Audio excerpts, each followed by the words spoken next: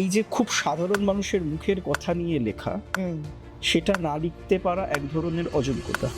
নচিদার লেখা যদি আমরা পড়ি বা নচিদার লেখা যে গান, সেটা আমাকে ভীষণভাবে অনুপ্রেরণা, নচিদা গান লিখেছে বলেই হয়তো আমি গান লিখতে পেরেছি। নচিদা গান না লিখলে আমার গান লেখা হতো না। আমি সিদ্ধান্ত নিয়েছিলাম আমি আর গান লিখবো না, আমি গান লেখা বন্ধ করে দিলাম, আমি গান লিখলামই না। সেটা প্রায় 5-6 বছর। এক রাতে সিদ্ধান্ত আমি হোয়াইট পেপারটা বন্ধ করে দিলাম। যত অতি বিনয়ী তত তারা বন্ধ হয়। আমার ভীষণ পছন্দ হচ্ছে রাতের হাইওয়েতে ড্রাইভ করা, আমার এটা পছন্দের বিষয়। জার্নিতে একটা করে তো বাঁক আসে, ঠিক খোয়াবকে আমি একটা ইম্পর্টেন্ট বাঁক বলে মনে করি।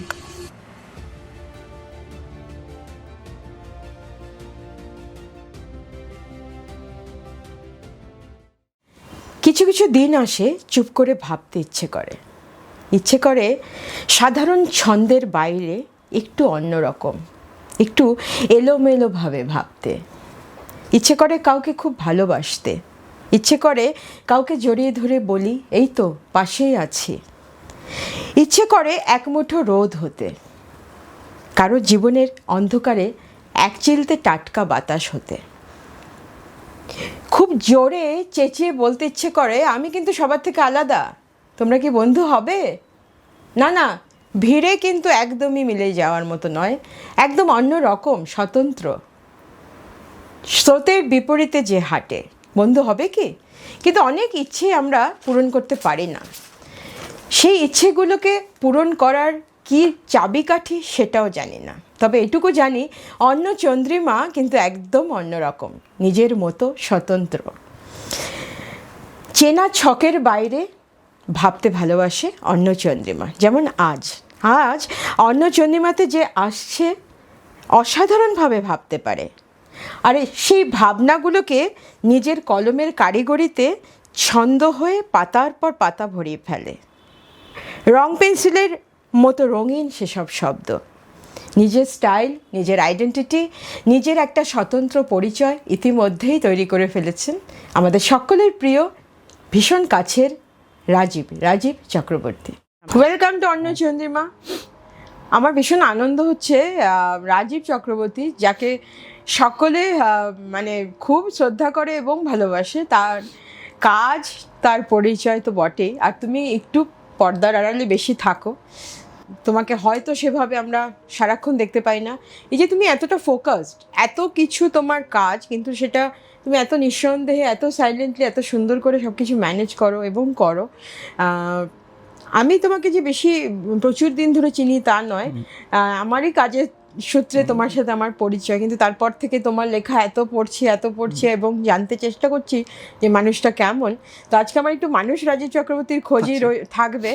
আর এত বছর ধরে তুমি ইন্ডাস্ট্রিতে রয়েছো এবং তোমার সেই অসামান্য লেখা, তো আমার যেন মনে হয় তোমার লেখা পড়ে যে একটা শ্রেণীর মানুষ হয়তো খুব রিলেট করতে পারবেন, একটু এলিট গ্রুপ যদি আমি বলি, আর সাধারণ হয়তো একটু কম রিলেট করতে পারবেন বা বুঝতে পারবেন বলে আমার মনে হয়।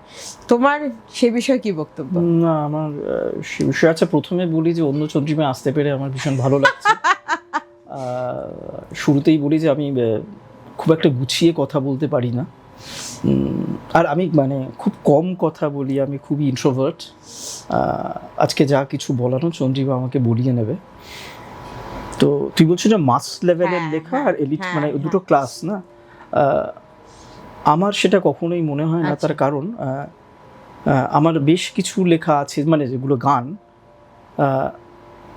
যেগুলো খুব মাস লেভেলে যথেষ্ট পরিচিত। আচ্ছা, সেটা বেশ কিছু গানই আছে। আর এভাবে কখনো ভেবে তো লেখা হয় না যে কোনটা মাস আর কোনটা ক্লাস। ঠিক। তো লেখার মতো করেই আসে। তো আমরা যদি ধরো অন্যদের লেখা দেখি, সেখানে কি আমরা মাস ক্লাস কিছু বিচার করি? সেটা নয়। লেখার ক্ষেত্রে আমরা মাস ক্লাসটা বিচার করাটা উচিত নয়। মানে ভালো খারাপ এটা বিচার করা উচিত, যে এটা ভালো লেখা, এটা খারাপ লেখা। মানে তুমি এটা বলতে পারো তোমার এই লেখাটা না খুব খারাপ, তোমার এই লেখাটা খুব ভালো, কিন্তু মাস ক্লাস বিষয়টা নয়। মানে ওইভাবে নয়। মানে আমি মাস ক্লাস বলছি না, আমি বলছি মনে হচ্ছে না একটু এলিট লেখা আর কি। লেখার যে ছন্দ বা লেখার যে শব্দ চয়ন, সেগুলো কি সাধারণের মন ছুঁয়ে যায়? বা তোমার কি মনে হয় যে গান বলছি না, আমি লেখার না, দেখো লেখার দু ধরনের বিষয়। সেটা হচ্ছে যে এই যে খুব সাধারণ মানুষের মুখের কথা নিয়ে লেখা, সেটা না লিখতে পারা এক ধরনের অযোগ্যতা। ঠিক, সেটা এক ধরনের অযোগ্যতা, মানে সেটা যে লিখতে পারে সে কিন্তু প্রপারলি লিখতে পারে। সেই প্রসঙ্গে আমি একজন মানুষের কথা বলবো, মানে শুরুতেই বলছি, সেটা হচ্ছে নচিকেতা চক্রবর্তী। ঠিক, নচিদার লেখা যদি আমরা পড়ি বা নচিদার লেখা যে গান, সেটা আমাকে ভীষণভাবে অনুপ্রেরণা, নচিদা গান লিখেছে বলেই হয়তো আমি গান লিখতে পেরেছি। নচিদা গান না লিখলে আমার গান লেখা হতো না। সেই জায়গায় দাঁড়িয়ে ধরো নচিদা খুব সাধারণ কথাই বলে, কিন্তু তার মধ্যে না দুটো ডাবল মিনিং কাজ করে। সেখানে মাস ক্লাস বলে, সেখানে তুমি একটা গ্রামের মানুষও সেই গানটা গাইছে, একটা শহরের মানুষও সেটা রিলেট করতে পারছে। এটাই তো একজন লেখকের লেখার সার্থকতা। মানে আমি এভাবেই মনে করি। বুঝতে পেরেছি। তো এই যে তুমি এত বছর ধরে ইন্ডাস্ট্রিতে রয়েছো, আর এই যে লেখার শব্দচয়ন, যেটা তোমার স্পেশালিটি বলে আমার মনে হয়, আর এই শব্দচয়ন তোমার মাথায় যে আসে, এত অপূর্ব অপূর্ব লেখা তুমি খুব নিঃসন্দেহে মানে নির্দ্বিধায় যে লিখে যাও, মানে কোনো এফোর্ট নেই সেটাতে মনে হয় আর কি, আমরা যারা দূর থেকে পড়ি। এবং অবভিয়াসলি প্রত্যেকটা কাজেতে কিছু না কিছু এফোর্ট তো ডেফিনেটলি আছে। এই যে তোমার শব্দগুলো মাথায় আসে, কিভাবে আসে, সেটা একটা মানে বিস্ময়ই বলা যায়। এবং যত পড়ি ততই মনে হয় যে অপূর্ব। এবং এই শব্দ বা লেখা বা ছন্দ যাই বলি না কেন, সেগুলো তুমি খুব সাবলীলভাবে এমনি আসে না, তুমি সেটা ইটস বেসিক্যালি প্ল্যান, মানে প্ল্যানিং করে কিছু করা। প্ল্যানিং করে কিছু হয় না। আর আমি এটা বিশ্বাস করি যে লেখে সে আমি নই। আচ্ছা, সেটা আমি ভীষণভাবে বিশ্বাস করি। কেউ না কেউ আমাকে দিয়ে লিখিয়ে নেয়। আচ্ছা, ঠিক আছে, মানে কোন শব্দ কোথা থেকে আসবে সেটা আগে থেকে প্রেডিক্ট করা সম্ভব না, বা কি লাইন কোথা থেকে আসবে সেটা আমি একদমই সেটাই মানে আমি জানি না। যে আমি যখন যে লিখতে বসি তখন কেউ একটা লিখিয়ে নেয়, লেখাটা শেষ হওয়ার পর আমি একটা ওই অন্য একটা মানুষ হয়ে যাই। হ্যাঁ, আমি এটা বিশ্বাস করি। এটা মানে এটা কি তুমি সেই ক্যারেক্টারটাতে ঢুকে যাও? আমি ঢুকি নয়, কেউ একজন আছে মাথার উপরে যিনি এটা করিয়ে নেয়। আচ্ছা, সেটা সবার ক্ষেত্রেই হয়তো হয়, মানে কোনো কিছু মানে প্রেডিক্টেবল নয় যে আমি কাজের সাথে সাজের মিল দেবো বা রাজের মিল দেবো, এটা কোনো প্রেডিক্টেবল। এটা যদি হওয়ার থাকে তিনি ঠিক লিখিয়ে নেবেন। আমি এভাবে বিশ্বাস করি যে আমাকে কেউ না কেউ একজন লিখিয়ে নেন, সেটা যাই হোক না কেন। এটা খুব ইন্টারেস্টিং, মানে আমার খুব ভালো লাগে এই যে পুরো বিষয়টা যেন যখন আমরা লেখা পড়ি, গান পড়ি, গানও তো লেখা, এবং তোমার যে এত এত বই রয়েছে, বা তোমার যে লিরিক্স বলছি, তোমার যে অনেক ছন্দ তুমি ফেসবুকে, আমরা সোশ্যাল মিডিয়ায় যেহেতু আজকাল খুব অ্যাক্টিভ বলে আরও বেশি পড়তে পারি, তো এই সব মিলিয়ে বলছি যে লেখার স্টাইলটা তোমার লেখা পড়লেই বোঝা যায় এটা রাজীবের লেখা। তো এই জিনিসটা আমার ভীষণ অ্যাট্রাকটিভ আর কি। এই যে তুমি, সেটা তো আমার কাছে খুব বড় পাওয়া। কোনো লেখক মানে কোনো লেখক, আমি নিজেকে লেখক বলে মনেও করি না। সবার আগে না লেখক বলে মনে করার মতো ধৃষ্টতা, স্পর্ধা কোনোটাই আমার নেই। কারণ আমার আগে বা আমার সময় এমন সব মানুষ এমন কিছু লিখছেন বা লিখে গেছেন, মানে ওখানে একটা মহাসমুদ্রে আমি একটা ছোট্ট বালিও নই। তো তার জন্য নিজেকে লেখক বলার মতো স্পর্ধা আমার একেবারেই নেই। আমি এটা ওই করিয়ে নেয় বলে আমি করতে পারি, যেদিন করাবেন না আমি সেদিন করতে পারবো না। এটা কিন্তু দারুণ, তোমার একটা উপলব্ধি। আসলে তোমার ম্যাচুরিটি লেভেল আমার সবসময় মনে হচ্ছে, আমি যবে থেকে তোমাকে দেখেছি, তুমি একটুখানি আলাদা, মানে ভিড়ের মাঝে।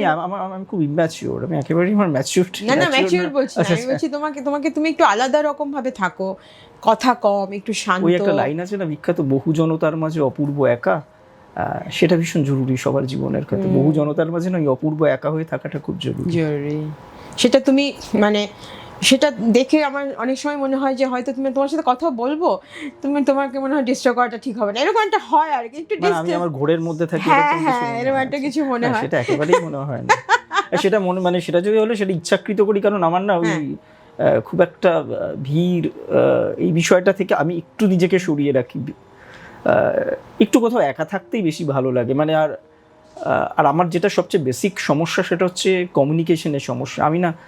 আমি জানি না সেটা আমারই হয়তো দোষ। আমি লোকের সাথে প্রপারলি কমিউনিকেট করতে পারি না, বা একটা সময় পর ধরো তোমার সাথে আমার 4টে কথা বলার পর 5 নম্বর কথাটা কি বলবো আমার সেটা ফুরিয়ে যায়। আচ্ছা, তো তার জন্য আমার বৃত্তটা খুব ছোট্ট। সেখানে শিওর তো আমার কোনো বন্ধু নেই, কারণ ওই কমিউনিকেশনটা হয় না বলেই আমার বন্ধু তৈরি হয় না। সেই জায়গা থেকে নিজের মতো করে নিজের জগতে চুপ করে থাকাটা অনেক ভালো। আমার অন্নচন্দ্রিমাতে এসে মানুষ খুব রিলেট করতে পারে, যে মানুষ মানুষের মতো করে খুব ফ্রিলি কথা বলে। এবং আমার বাড়িতে আসার জন্য তোমাকে আরেকবার ধন্যবাদ, কারণ এটা যেহেতু আমার বাড়ি, তুমি এসছো আমার বাড়িতে, ইউ আর হ্যাভিং টি, খুব ইন্টারেস্টিংলি আমরা কিছু কথা বলছি। তারপরেও অনেক কিছু থাকে যেগুলো হয়তো আমাদের অনেক সময় বলা হয়ে ওঠে না।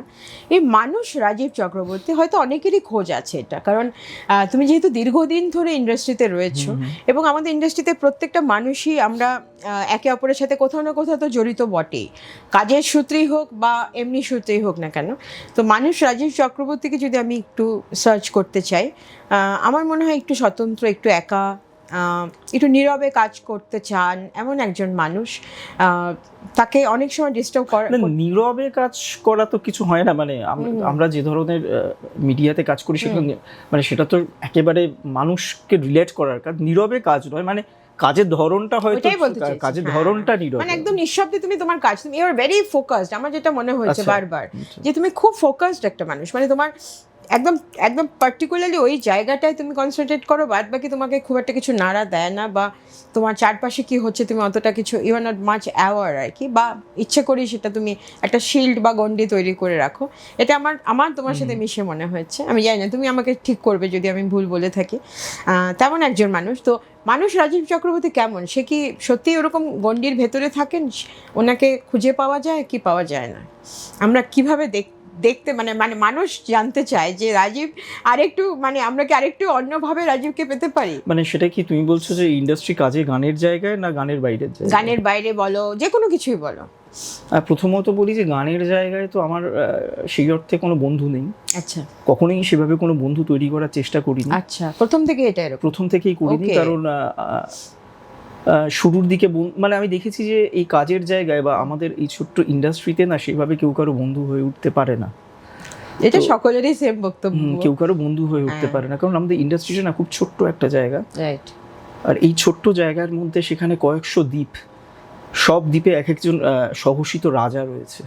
সবাই বলছে এ দেখো আমায়, এ দেখো আমায়, সবাই সবাইকে দেখতে বলছে।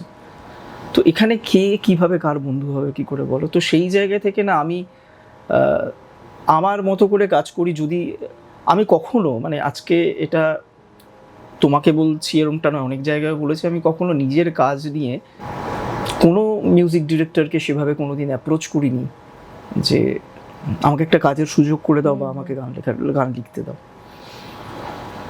তারা আমাকে তাদের প্রয়োজনেই ডেকেছেন, তাদের আমাদের দরকার ছিল বলে ডেকেছেন, একজন মানুষ ছাড়া। আচ্ছা, একজন মানুষের কথা বলবো যার প্রতি আমি সারা জীবন কৃতজ্ঞ থাকবো, তিনি হচ্ছেন জয় সরকার। জয়দা আমাকে শুধু নিজের কাজের সাথে নিজের কাজের জন্যই ডেকেছে এমনটা নয়, জয়দা আমাকে বহু জায়গায় রেফার করেছেন কাজের জন্য, বহু জায়গায়। বাহ। তো আমি এটা সবার থেকে পাইনি, সবাই নিজেদের প্রয়োজনে দরকার হয়েছে, আমাকে নিয়ে লেখানো দরকার তাই লিখিয়েছেন। যখন আমাকে মনে হয়নি অন্য কাউকে দরকার হয়েছে, অন্য কাউকে দিয়ে লিখিয়েছেন। তো সেই জায়গায় আর আমার পক্ষেও না সকালবেলা ফোন করে উঠে দাদা দিদি এই জিনিসটা আমি আজও পর্যন্ত করে উঠতে পারিনি, আর এতগুলো বছর, এখন তো প্রায় 50 পার করে ফেলেছি, তো এখন তো সম্ভবই নয়। এখন তো মানে প্রত্যেক মানুষের তো একটা পিক থাকে পৌঁছানোর, মানে হতে পারে কেউ হয়তো এভারেস্টে পৌঁছয়, কেউ একটা মালভূমির ওপরে পৌঁছয়, কেউ বা কিছুটা রাস্তা হাঁটে। আমি হয়তো এভারেস্টে পৌঁছতে পারিনি, মালভূমিতে উঠতে পারিনি, কিছুটা রাস্তা হেঁটেছি, সামান্য রাস্তা, হয়তো 10 কিলোমিটার হেঁটেছি, এটুকুই আমার গন্তব্য ছিল। তো এই গন্তব্যটাকে আমাকে মেনে নিতে হবে। এটাকে নিয়ে আমি যদি ফ্রাস্ট্রেটেড হই, ডিপ্রেসড, আমাকে এভারেস্টে কেন উঠতে পারলাম না, কেন আমি মালভূমিতে উঠতে আমার জন্য এইটুকুই ধার্য করা ছিল যে আমি এইটুকুই আমার জন্য রাখা, তোমাকে এইটুকুই তোমাকে পেতে হবে, এটাকে নিয়েই তোমার আনন্দে থাকতে হবে। তার জন্য আমি সেইটুকু নিয়েই আনন্দে থাকি। এটাই হচ্ছে আমার কেমিস্ট্রি বা আমার কাজ করার যাবতীয় বিষয়। খুব সুন্দর, মানে এই উপলব্ধিগুলোই তো একটু একটু করে মানুষ চিনতে সাহায্য করে। এবং আজকে অন্নচন্দ্রিমাতে মানে রাজীবকে আমি জানি না খুব একটা পাবলিকলি সবাই দেখেছেন কি না, বাট রাজীব এমন একজন মানুষ যে মানে একদম ক্যামেরার বাইরে থাকতে বেশি পছন্দ করে। আমি খুব জোরজার করে ওকে অনেক দিন ধরে রিকোয়েস্ট করে তারপরে সে হ্যাঁ বলেছে। ক্যামেরার সামনে এসে আমি কি বা করব, মানে ক্যামেরার সামনে আমার আমি তো পারফর্মার নই। তো আমার ভূমিকাটা কি? আমার ভূমিকা ক্যামেরার সামনে কোনো ভূমিকা নেই, ক্যামেরার পেছনেই আমার ভূমিকা।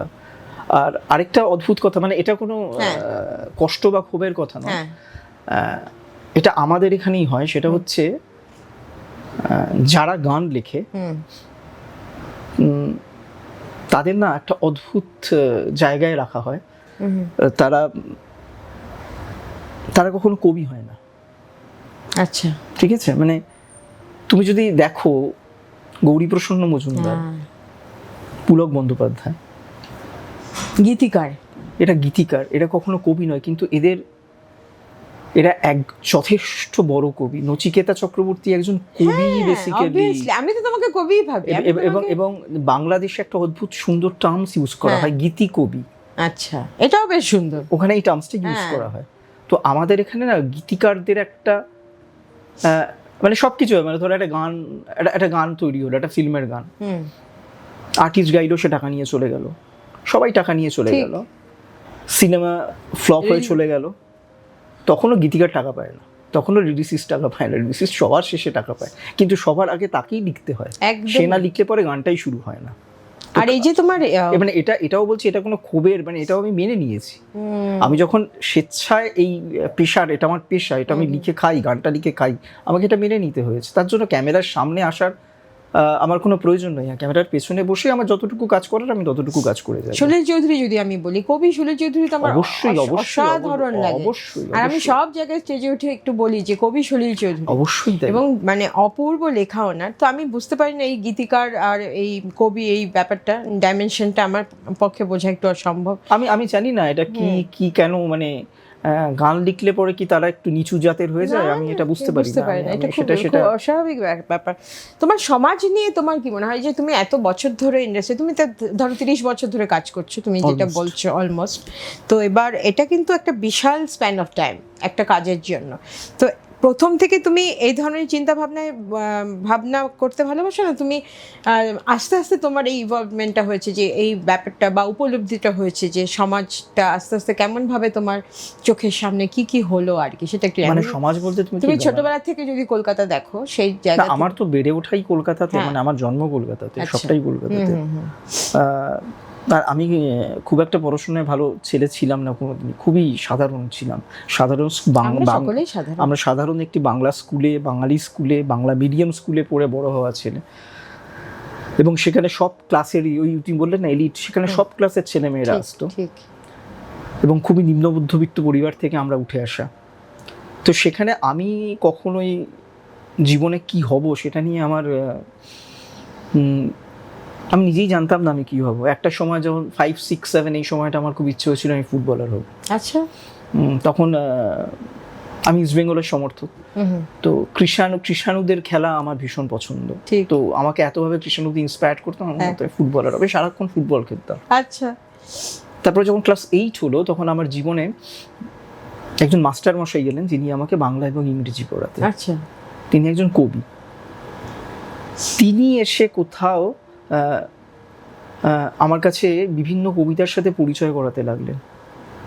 তখন একটু একটু করে আমার জগৎটা, আমার ভাবনার জগৎটা, তখন হয় না এক ধরনের ছেলে একটু ভাবুক হয়ে বসে থাকে, বাচ্চা ছেলে, পাকা ছেলে সবাই বলে না, ওই আমি চিরকালই কম কথা, তখন ছোটবেলাও আমি খুব একটা কথাবার্তা বলতে পারতাম না, মানে খুবই কম কথা, যত কম কথা বলা যায় ততই ভালো। তো মানে কেউ যদি 10টা প্রশ্ন করলে একটাই আমি উত্তর দিতাম, সেটা মানে বাবা মার কাছেও সেটা প্রচুর শুনতে হয়েছে যে ছেলে তো কিছুই জানে না। তো সেখানে আমি বিভিন্ন কবিদের সাথে আমার পরিচয় ঘটাই উনি, এবং সবচেয়ে মজার হচ্ছে যে আমি শুধুমাত্র যে ভারতীয় কবি নয়, মানে ওনার সূত্রে আমি বেশ কিছু ইউরোপিয়ান পোয়েট কবিদেরও সঙ্গে আমাকে উনি পড়ালেন। মানে এই স্প্যানটা হচ্ছে ধরো 8, 9, 10।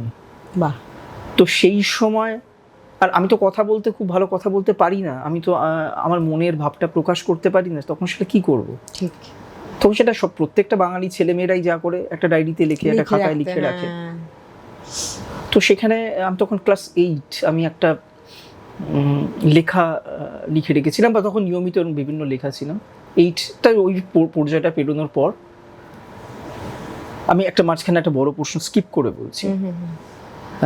তখন আমাদের একটা গানের দল ছিল একলব্য বলে। একদমই তাই। তো একলব্যে আমি গান লিখতাম আর একজন গান লিখতো। তখন আমার যে ওই ছোটবেলার ক্লাস 8 এর লেখার খাতাটা আরেকজন যে গান লিখতো সে নিয়ে আমাদের টুনাই, তুমি চেনো নিশ্চয়ই টুনাই দেবাশিস গাঙ্গুলি, একজন অসাধারণ সুরকার। এসেছে অন্নচন্দ্রিমায়। আচ্ছা আচ্ছা, টুনাই একজন অসাধারণ সুরকার, আমার বন্ধু। ভালো, হ্যাঁ হ্যাঁ, তোমাদের তো খুব ক্লোজ। তো টুনাইয়ের কাছে নিয়ে যায়, ওখান থেকে একটি লেখা বাছা হয়। সেই লেখাটি হচ্ছে, গানটি হচ্ছে যেওনা দক্ষিণদারে, যেটা শ্রীকান্তদার বৃষ্টি তোমাকে দিলাম অ্যালবামের একটি গান ছিল। ওই গানটা লিখেছিলাম ক্লাস 8-এ। তারপরে টুনাই তোমাকে এমনি এমনি ওয়ান্ডার বলছে না, পেছনে কারণ আছে। ওয়ান্ডার, তারপর সেটাকে একটু এদিক ওদিক করে তারপর সেটা গান, এবং সেটা একলব্যের প্রথম রিলিজ সং ছিল, এবং আমার জীবনের, আমার ক্যারিয়ারের প্রথম গান হচ্ছে। কবে রিলিজ হলো সেই লেখা? এটা মোস্ট প্রবাবলি 2001 ওই সময় রিলিজ হয়েছিল। আর লিখেছিলাম 86 ওই সময় 86-88 এরকম একটা সময়। তুমি এমনি লিখে রেখেছিলে? তুমি কি সেটা জানতো সেটা গান? না, কখনো গান একদম নিজের মতো করে, নিজের যেটা মনে হয়েছিল সেটা। তো এটা এই যে তোমার একটা মানে আলাদা একটা থট প্রসেস, তোমার ব্রেনটা যেভাবে, এবং এই থট প্রসেসটা না কোথাও আবার একটা থেমে গেল। আচ্ছা, যখন এই একলব্য, তখন শুধু একলব্যের জন্যই তো লিখতাম। হ্যাঁ, তখন আমি একটা জিনিস লক্ষ্য করছিলাম, মানে এই যে আমার এই ইন্ডাস্ট্রি, এই সব কিছুর প্রতি একটা বন্ধু না হওয়া, আচ্ছা, একটু নিজেকে দূরে সরিয়ে রাখা। আমি লক্ষ্য করতাম যে একলব্যের যে অ্যালবাম বের হচ্ছে, সেখানে আগে তো আমাদের ক্যাসেট বা সিডিতে 8টা অ্যালবাম 8টা গান থাকতো। তো আমি দেখতাম সেখানে আমার খুব বেশি হলে 2টো গান, আর বাকি একজন লিরিসিস্টের 6টা গান। আচ্ছা, আমার কোনো প্রশ্ন কাউকে কোনোদিন করতাম না, চুপচাপ। তো একটু কোণঠাসা লিরিসিস্টই ছিলাম একলব্য। তারপরে একলব্যটাও ভেঙে গেল। ভেঙে যাওয়ার পর জয়তি আলাদা হয়ে গেল, সবাই না, জয়তি আলাদা হলো না, তখন বেসিক্যালি টুনাই আলাদা হয়ে গেল। পার্থদা ছিল অবশ্যই, এটা সমস্ত ছিল। তো সেই সময় একলব্যের একটি অ্যালবাম বেরিয়েছিল, আমি অ্যালবামের নামটাও বলছি না, একজন প্রথিতযশা মিউজিক ডিরেক্টর তিনি সুর করেছিলেন, যেটা আমাদের টুনাই সুর করে। তো অ্যালবামটা যখন আমি হাতে পাই বা কানে শুনি গানগুলো, আমি দেখতে পাই যে ওই গানগুলোর মধ্যে বেশ কিছু লেখা তার একটু আমার শব্দটা এদিক ওদিক করা হয়েছে, নামটা আমার যায়নি, নামটা তার গেছে। এটা আমার জীবনের প্রথম ধাক্কা হলো। ও মাই গড! এবং সেদিন আমি সিদ্ধান্ত নিয়েছিলাম আমি আর গান লিখবো না। আমি একদম আমি আর গান লিখবো না। আমার কাছে মনে হয়েছিল যে এটা যদি গানের পৃথিবী হয়, এটা যদি গানের জগৎ হয়, কি অবস্থা, আমি এখানে গান লিখে কি হবে, এরকম যদি একটা পদ্ধতি। আমি একদম আমি দেখছি আমার শব্দ, ও মাই গড, এগুলো সমস্ত তখন ব্যবহার করা হয়েছে। তারপর আমি গান লেখা বন্ধ করে দিলাম, আমি গান লিখলামই না। সেটা প্রায় 5-6 বছর। 5-6 বছর আমার সাথে এই ইন্ডাস্ট্রির সাথে কোনো সম্পর্কই ছিল না। তখন তো আমাকে কিছুটা করতে হবে, অবভিয়াসলি, মানে আমাকে তো চালাতে হবে। আমার গ্রাফিক ডিজাইনিং করতে খুব ভালো লাগতো। আমার এক বন্ধু, সে একজন গ্রাফিক ডিজাইনার ছিল, তাকে আমি বললাম যে আমাকে একটু ফটোশপ শিখিয়ে দিবে, আমি গ্রাফিক ডিজাইনিং শুরু করব। এক রাত ও আমার কাছে এসে আমাকে ফটোশপ শেখায়, এবং আমি ওকেই প্রস্তাব দিই, চল দুজনে মিলে আমরা একটা কোম্পানি ফর্ম করি, আমরা একটা ডিজাইনিং হাউস করি। সেই ডিজাইনিং হাউস কলকাতা শহরে একসময় খুবই জনপ্রিয় একটা ডিজাইনিং হাউস ছিল, যার নাম ছিল হোয়াইট পেপার। সেই সময় বাংলা মিউজিক ইন্ডাস্ট্রি সব কোম্পানি, ইনক্লুডিং HMV থেকে শুরু করে, আশা অডিও থেকে শুরু করে, কসমিক হারমোনি থেকে শুরু করে, সব কোম্পানির তখন তো সিডি বা ক্যাসেট বেরোতো, উপরের যে কভার ডিজাইনটা হতো, ইনলেটা হতো, সেটা সবটাই হোয়াইট পেপার একা করতো, আর কেউ হোয়াইট পেপারের ধারে কাছে আসতে পারতো না। সেটা আমরা এই লেভেলের করতাম যে আমরা কাজ করে শেষ করতে পারতাম না, এত কাজ করতাম। বাহ! মানে আমার কাছে তখন মনে হয়েছিল যে আমার লেখাটা এরকম একটা জায়গায় ধাক্কা খেলাম, আমার পুরো ডেডিকেশনটা আমি এখানে দেবো। কিন্তু আমার একটা অদ্ভুত যেটা হওয়ার সেটা যেটাই হলো, কিন্তু ওই 5-6 বছর পরেই আমার মনে হলো যে আমি কি শুধু ডিজাইন করতে এসেছি, মানে লেখাটা কি একেবারেই লিখবো না। তখন এক রাতে সিদ্ধান্ত আমি হোয়াইট পেপারটা বন্ধ করে দিলাম আমার এই বন্ধুকে বলে। You are extremely desperate. আমি ওই এক রাতের সিদ্ধান্তে বললাম না আমাকে লিখতে হবে, মানে আমাকে আবার লিখতে হবে, মানে আমাকে আবার নতুন করে শুরু করতে হবে। জীবনের 4-5-5-6 বছরটা তুমি ভাবো যে আমি কিছু করিনি, সেই সময় প্রচুর লিরিসিস্ট এসে গেছেন, তারা মাঠ কাঁপিয়ে বেড়াচ্ছে। একদম তাই। তারা 1 নম্বর 2 নম্বর 3 নম্বর, আমি সেখানে কোথায় 10 নম্বর 12 নম্বরেও আমি নেই সেখানে, মাঠের সাইড লাইনে বসে থাকা প্লেয়ার তখন আমি। কিন্তু তখনই লেখাটা শুরু করলাম, তারপর তো বাকিটা তো আমি সবাই জানে যে মানে এমনও হয়েছে 2016 কি 17 হবে, পুজোর সময় আমি প্রায় 110টা গান লিখেছিলাম। ভাবা যায় না জাস্ট। আমি সেই সময় এত গান বেরোতো, সেটাও একটা কথা, এত গান বেরোতো, 110টা গান লিখেছিলাম আমার মনে আছে পুজোর সময়, রেকর্ড পুরো, মানে এতই গান লিখেছিলাম।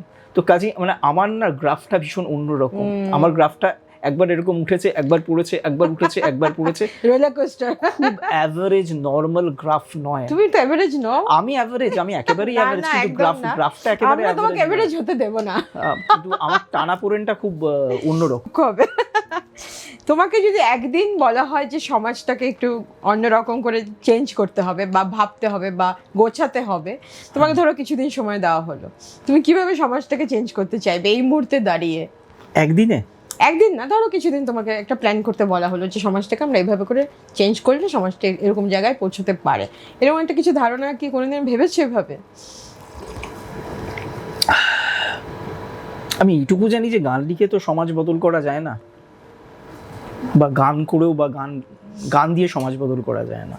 কিন্তু এই যে বলে যে লিটারেচার, মিউজিক, না এগুলো সমাজ বদল করার কে একটা অনুঘটক হিসেবে কাজ করে, কিন্তু গান, লিটারেচার, নাটক, সিনেমা এগুলো দিয়ে তো সমাজ বদল করা যায় না। সমাজ বদলের পদ্ধতিটা একেবারেই অন্যরকম। সমাজ যেরকম ভাবে চলছে সেভাবেই চলবে।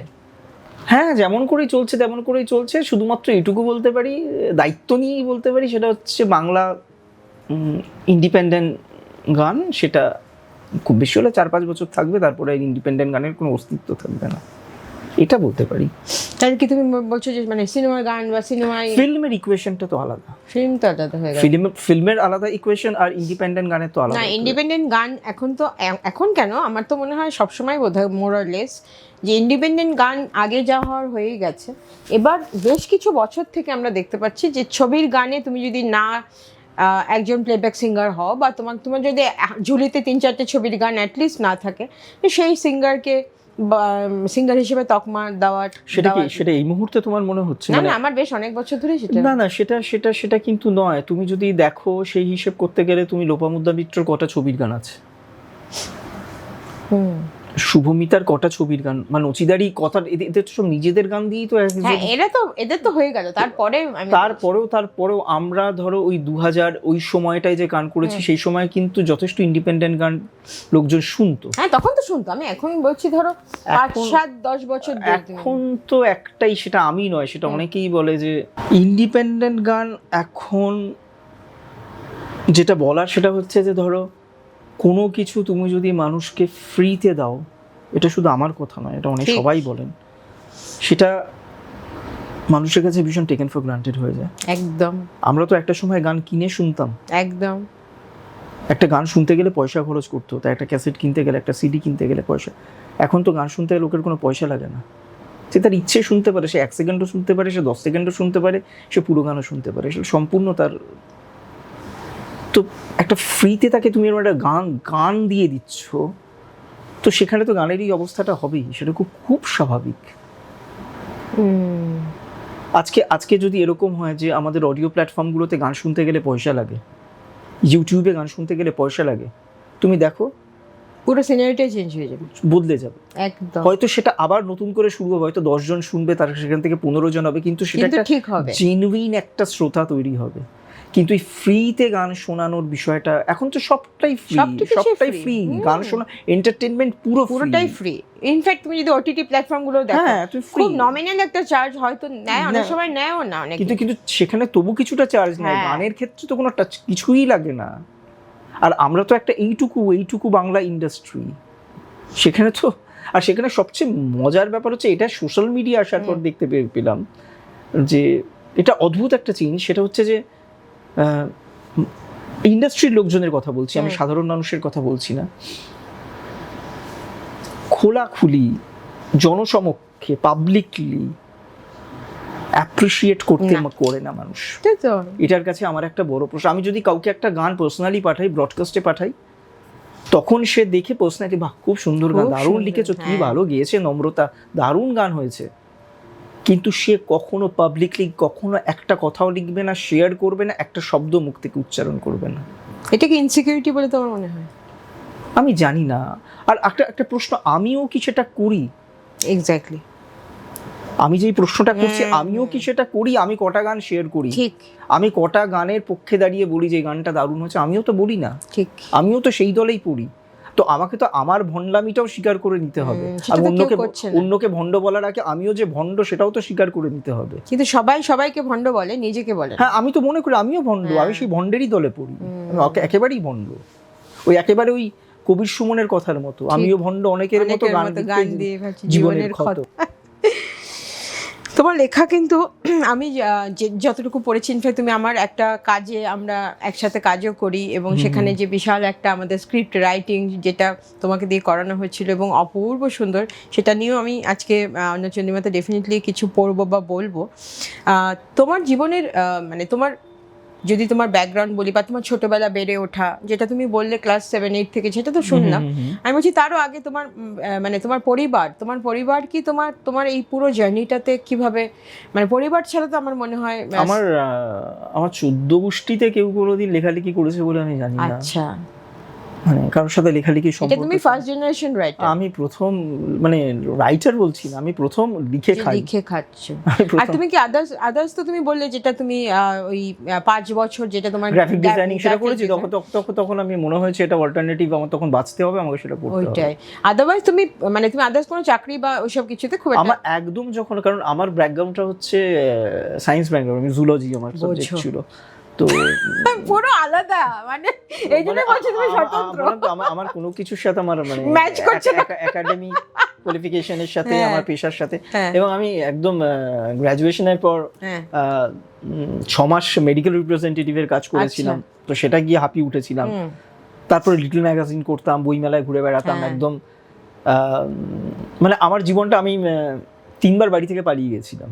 আচ্ছা, ওই সময় ভেরি ইন্টারেস্টিং, আমরা একটু শুনি গল্প। আমি 3 বার পালিয়ে গেছিলাম, কিন্তু বাড়িতে সেটা আমি জানিয়েছিলাম পৌঁছে, যে আমি এখানে পৌঁছেছি। বলছো সেই পালানোগুলো, মানে সেটা এখনো আমি পালিয়ে যাই। ও, মানে আমার বাড়ির লোকেরা মানে সেটা জানে যে তুমি মাঝখানে গায়ে, আমাকে ঠিক না, সে খুব একটা আমার বাড়ির লোকেরা আমাকে ছকের মধ্যে ফেলতে পারে না। পারবে কি করে? মানে তো তুমি যে আগে যদি পালিয়ে গিয়ে, সে পালানোগুলো কেমন আমি তোমাকে বলছি। ধরো এখান থেকে, কলকাতা থেকে, মানে হাওড়া থেকে ট্রেনে উঠে চক্রধরপুর বলে একটা স্টেশন, সেখানে যেতাম। সেখানে 3:30 নাগাদ পৌঁছতাম।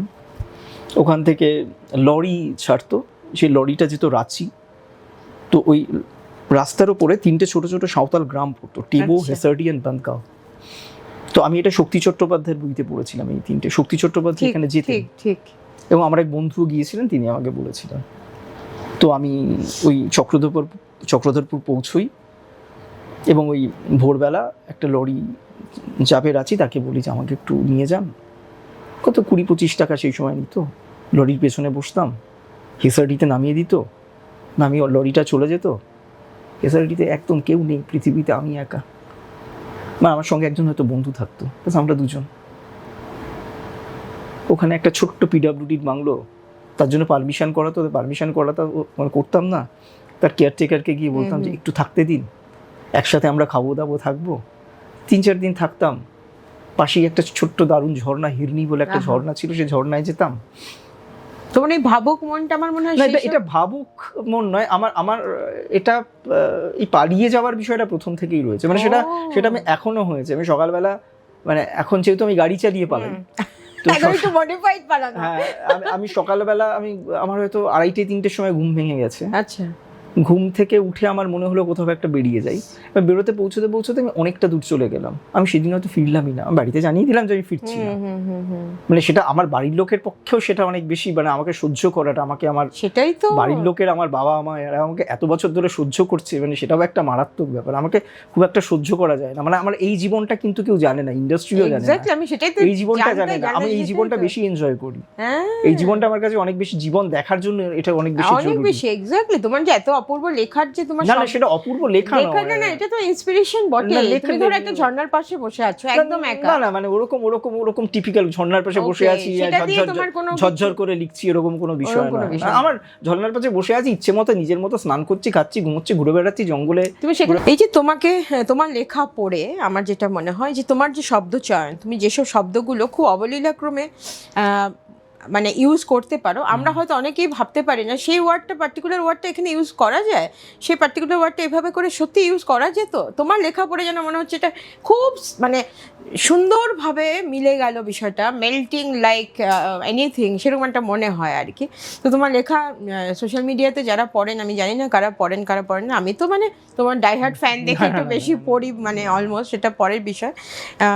তুমি একটু বলো এই শব্দগুলো তুমি কোথা থেকে বের করো? ওটা তো শুরুতেই বললাম যে ওগুলোতে আমার কোনো ভূমিকা নেই, সেটা তো ওই যে বললাম, শুরুতেই বললাম আমি খুব একটা কথা বলতে পারি না। সে কথা নিয়ে, সে তোমাকে আমি কথা বলিয়েছি স্টেজে দুবার সেই কথা নিয়েই জাস্ট একটা লেখা। এই লেখাটার মধ্যে আমি যা, মানে আমার নেচার, আমার স্বভাব,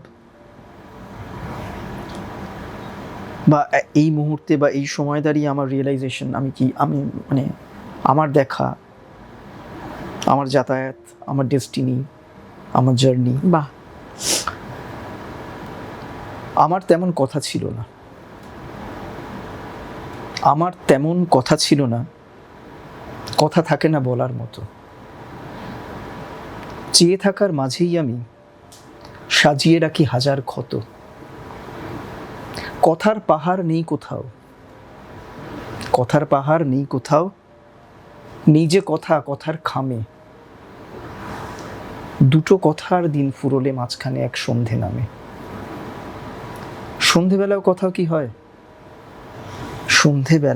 কি হয়, জামার বোতাম দূরের চাঁদে, না কথাদের আকাশ দেখি, একলা কথার একলা ছাদে।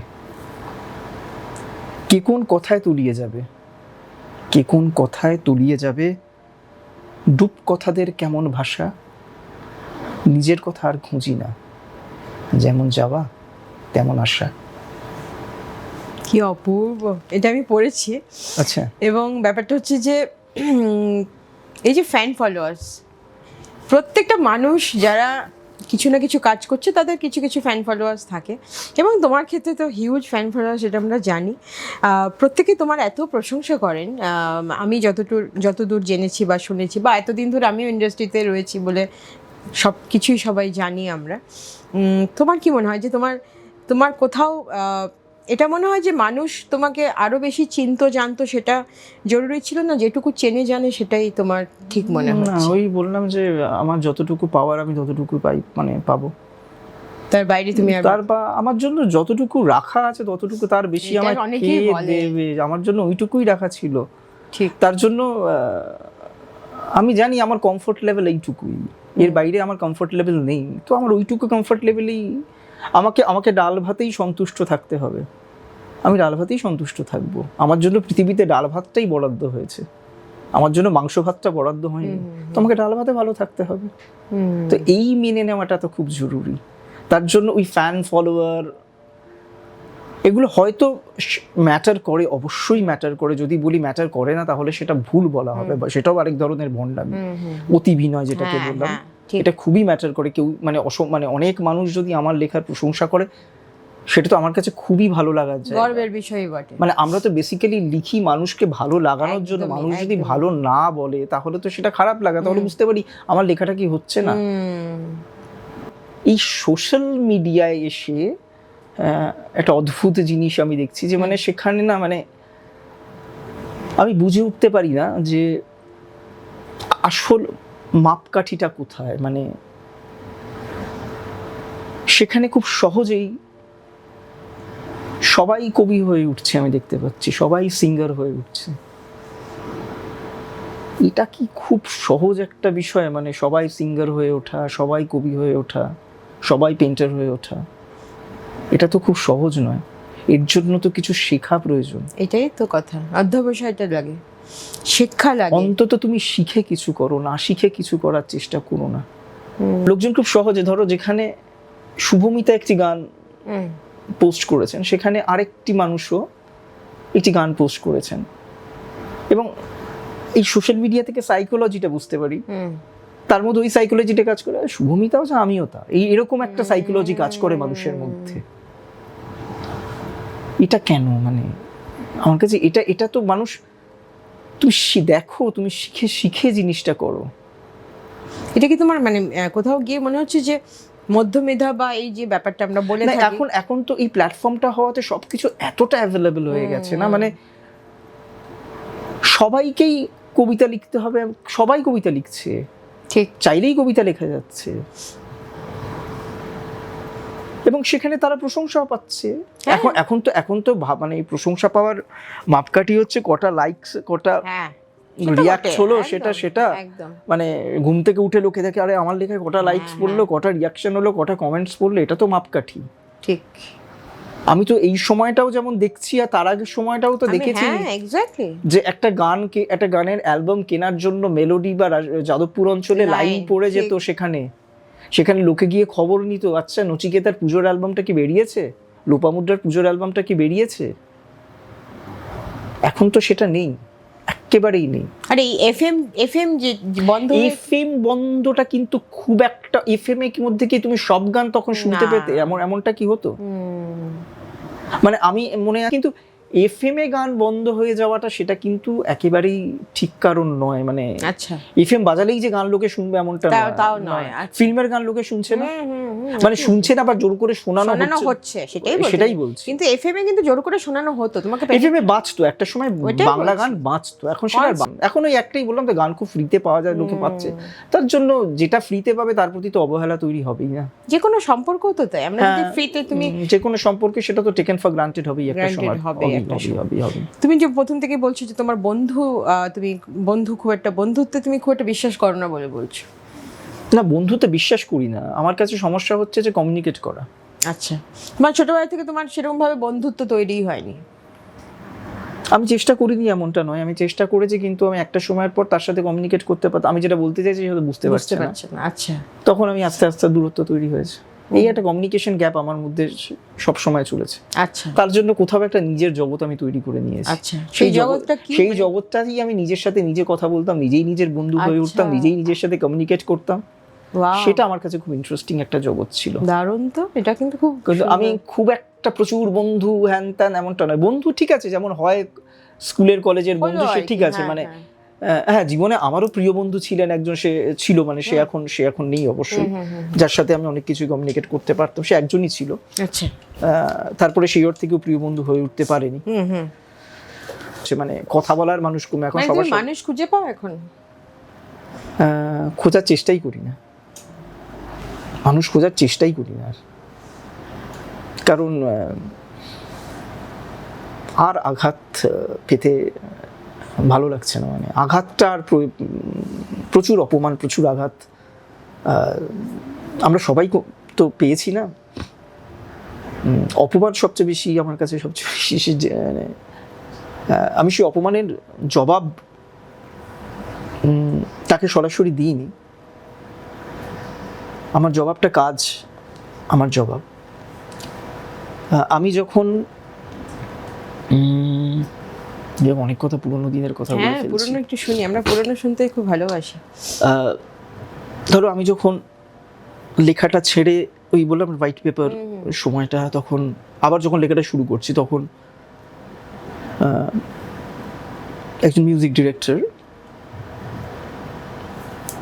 বন্ধুস্থানীয় অবশ্যই, তাকে ফোন করে বলেছিলাম যে আমি লেখা শুরু করছি।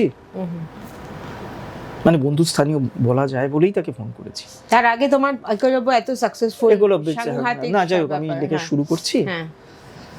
তো তোমার যদি দরকার হয় তুমি আমাকে বলতে জানিও, পারো, হ্যাঁ। যদি যদি প্রয়োজন হয়। তো তিনি বললেন, না আমি না ওটা নামি লিরিসিস্ট ছাড়া কাজ করি না। আমার একটা অদ্ভুত স্বভাব হচ্ছে, যে মানুষটা থেকে আমি আঘাত পাই, অপমান পাই, আমি তাকে মুখে কিছু বলি না, সে কোথাও আমার জন্য আর এক্সিস্ট করে না। আমি তার ফোন নাম্বারটাও ডিলিট করে দিই, আমি কিছুই করিনি, ফোন নাম্বারটা মুছে দিয়েছি। মানে সে আমার চোখের সামনে কোথাও আর নেই। আমি শুনলাম যে আমি কোনো নামী লিরিসিস্ট ছাড়া, তারপর তো আমি আমার মতো করে কাজ করেছি। তার 2-2.5 বছর পর সেই মিউজিক ডিরেক্টরই আমাকে ফোন করে বললেন যে আমার জন্য একটা গান লিখে দিতে হবে। এটা কোনো অপমানের জবাব নয়, এটা হচ্ছে আমার ওই চুপ করে থাকা। ভীষণ সুন্দর। এই মানে এই যে তুমি উপলব্ধিগুলো তোমার এত অন্যরকম, এত মানে এত আলাদা, সেটাকেই আজকে তোমাকে ডিফাইন করে রাজীব চক্রবর্তী কেমন, সেটা আমার মনে হয় অন্যচন্দ্রিমার দর্শকরা আজকে খুব সুন্দর সুন্দর মানে তোমাকে এমনভাবে আগে কেউ পেয়েছে বলে আমি আমার অন্তত জানা নেই। তবে আঘাত পেলে আমার মনে হয় মানুষ অনেক বেশি হ্যাঁ, আঘাত তো খুব জরুরি জীবনের পক্ষে, আঘাত পাওয়াটা সবচেয়ে বেশি জরুরি। মানে আমি তো যেচে আঘাত পেতে ভালোবাসি, আমি তো যেচে হেরে যেতে বেশি ভালোবাসি। আমি জানি এই যে খেলাটা আমি খেলছি, সে খেলাটা আমি হেরে যাব। আমি জানি আমার জেতার সুযোগ আছে, আমি কিন্তু জিততে পারি খেলাটা চাইলে। আমি জিতবো না, আমি উল্টো দিকের মানুষটাকে জিতিয়ে দেবো, জিতিয়ে আমি হেরে যাব। ওই হারের মজাটা আমি পেতে চাই। আচ্ছা, এটা আমার কাছে খুব জরুরি। হেরে যাওয়ার মজা পাওয়াটা শুধু নয়, মানে এটা আমি তো কেউ নই, মানে এটা আমরা মানে চরম মানে মির্জা গালিব থেকেও যদি আমরা একদমই তাই ভাবি, ওই হেরে যাওয়াটা জীবনে খুব জরুরি। তুমি যদি হেরে যাওয়ার দুঃখ না পাও, তাহলে তুমি তোমার মধ্যের সেই মানুষটাকে তুমি খুঁজে পাবে না। ওই হারাটা খুব জরুরি, ওই মাথা নিচু করে হেঁটে ফিরে আসাটা খুব জরুরি। জীবনে যতবার ওই মাথা নিচু করে তুমি হেঁটে আসবে, ততবার ভেতরে ভেতরে তুমি মাথা উঁচু করে বাঁচবে। তার জন্য আমার হেরে যেতে ভালো লাগে। আমি খুব অনেস্টলি বলছি, আমার জেতার আনন্দ নেই, আমার কিছু দরকার নেই, আমার কিছু প্রাপ্তি আমার দরকার নেই। আমাকে ঠিক আছে তুমি হারাও না, যত খুশি হারাও, তুমি একটার পর আমাকে রাস্তায় দাঁড় করি, একটার পর গালে থাপ্পড় মারো না, আমি সহ্য করবো। আমি সবটা থাপ্পড় নিয়ে মাথা নিচু করে ফিরে আসবো। কিন্তু ভেতরে ভেতরে আমি যে মানুষটা বেড়ে উঠবে, সেটা তুমি জানো না সেটা কত ভয়ঙ্কর হতে পারে। একদম, একদমই। এটা আমার কাছে খুব জরুরি। এই আঘাতটা আমার কাছে খুব জরুরি। আঘাত পাওয়া আমার কাছে খুব দরকার বলে আমি মনে করেছি। ভীষণ সুন্দর উপলব্ধি। আমরা যদি এভাবে ভাবতে পারি, এই যে আমরা তোমার কাছে সাকসেসটা তোমার কাছে কি? এই যে তুমি বলছো যে জার্নিটা তোমার আঘাত, এই সব কিছুই তো আমরা জার্নি হিসেবে ধরছি, লাইফের আর কি, স্প্যান অফ ইয়োর লাইফ, তুমি যা যা কিছু পেয়েছো, তোমার মনে হচ্ছে যে ডেস্টিনেশনটা পৌঁছানো জরুরি না জার্নিটা বেশি জরুরি? জার্নিটা জরুরি, জার্নিটা জরুরি। ডেস্টিনেশনটা তো আমি জানি না ডেস্টিনেশনটা কি। আর এছাড়া বললাম তো, ওই তো শুরুতেই তোমায় বললাম যে আমাদের ডেস্টিনেশনগুলো ঠিক করা থাকে, কে কতটা যাবে। আমার ডেস্টিনেশন ঠিক করা আছে, আমি অতটুকুই যাব। আমি এখান থেকে ওই আমার ওই বললাম যে টেবো হেসার্ডি, ওইটুকুই আমার ডেস্টিনেশন। আমার সাকসেসটাকে সেভাবেই দেখো। সাকসেস কাকে বলে আমি সেটা তোমায় জিজ্ঞেস করছি। সাকসেসটা কি? সাকসেসটা কি অর্থ, টাকা, পুরস্কার? সাকসেসটা কি? আমি তোমাকে একটা ছোট ঘটনা বলি। সেটা হচ্ছে আমি পড়েছি এটা, পোল্যান্ড হচ্ছে কবিতার জায়গা। পোল্যান্ডের একজন বিখ্যাত কবি, যিনি আমার ভীষণ প্রিয়, আমি প্রপারলি উচ্চারণ করতে পারবো কিনা জানি না, তদেউস রজেভিক, এরকম একটা কিছু উচ্চারণ। আমার ভীষণ প্রিয় কবি। তো রজেভিক একদিন বিকেলবেলা বেরিয়েছেন হাঁটতে। যখন হেঁটে বাড়ি ফিরছেন, সন্ধে হচ্ছে এমন একটা সময়,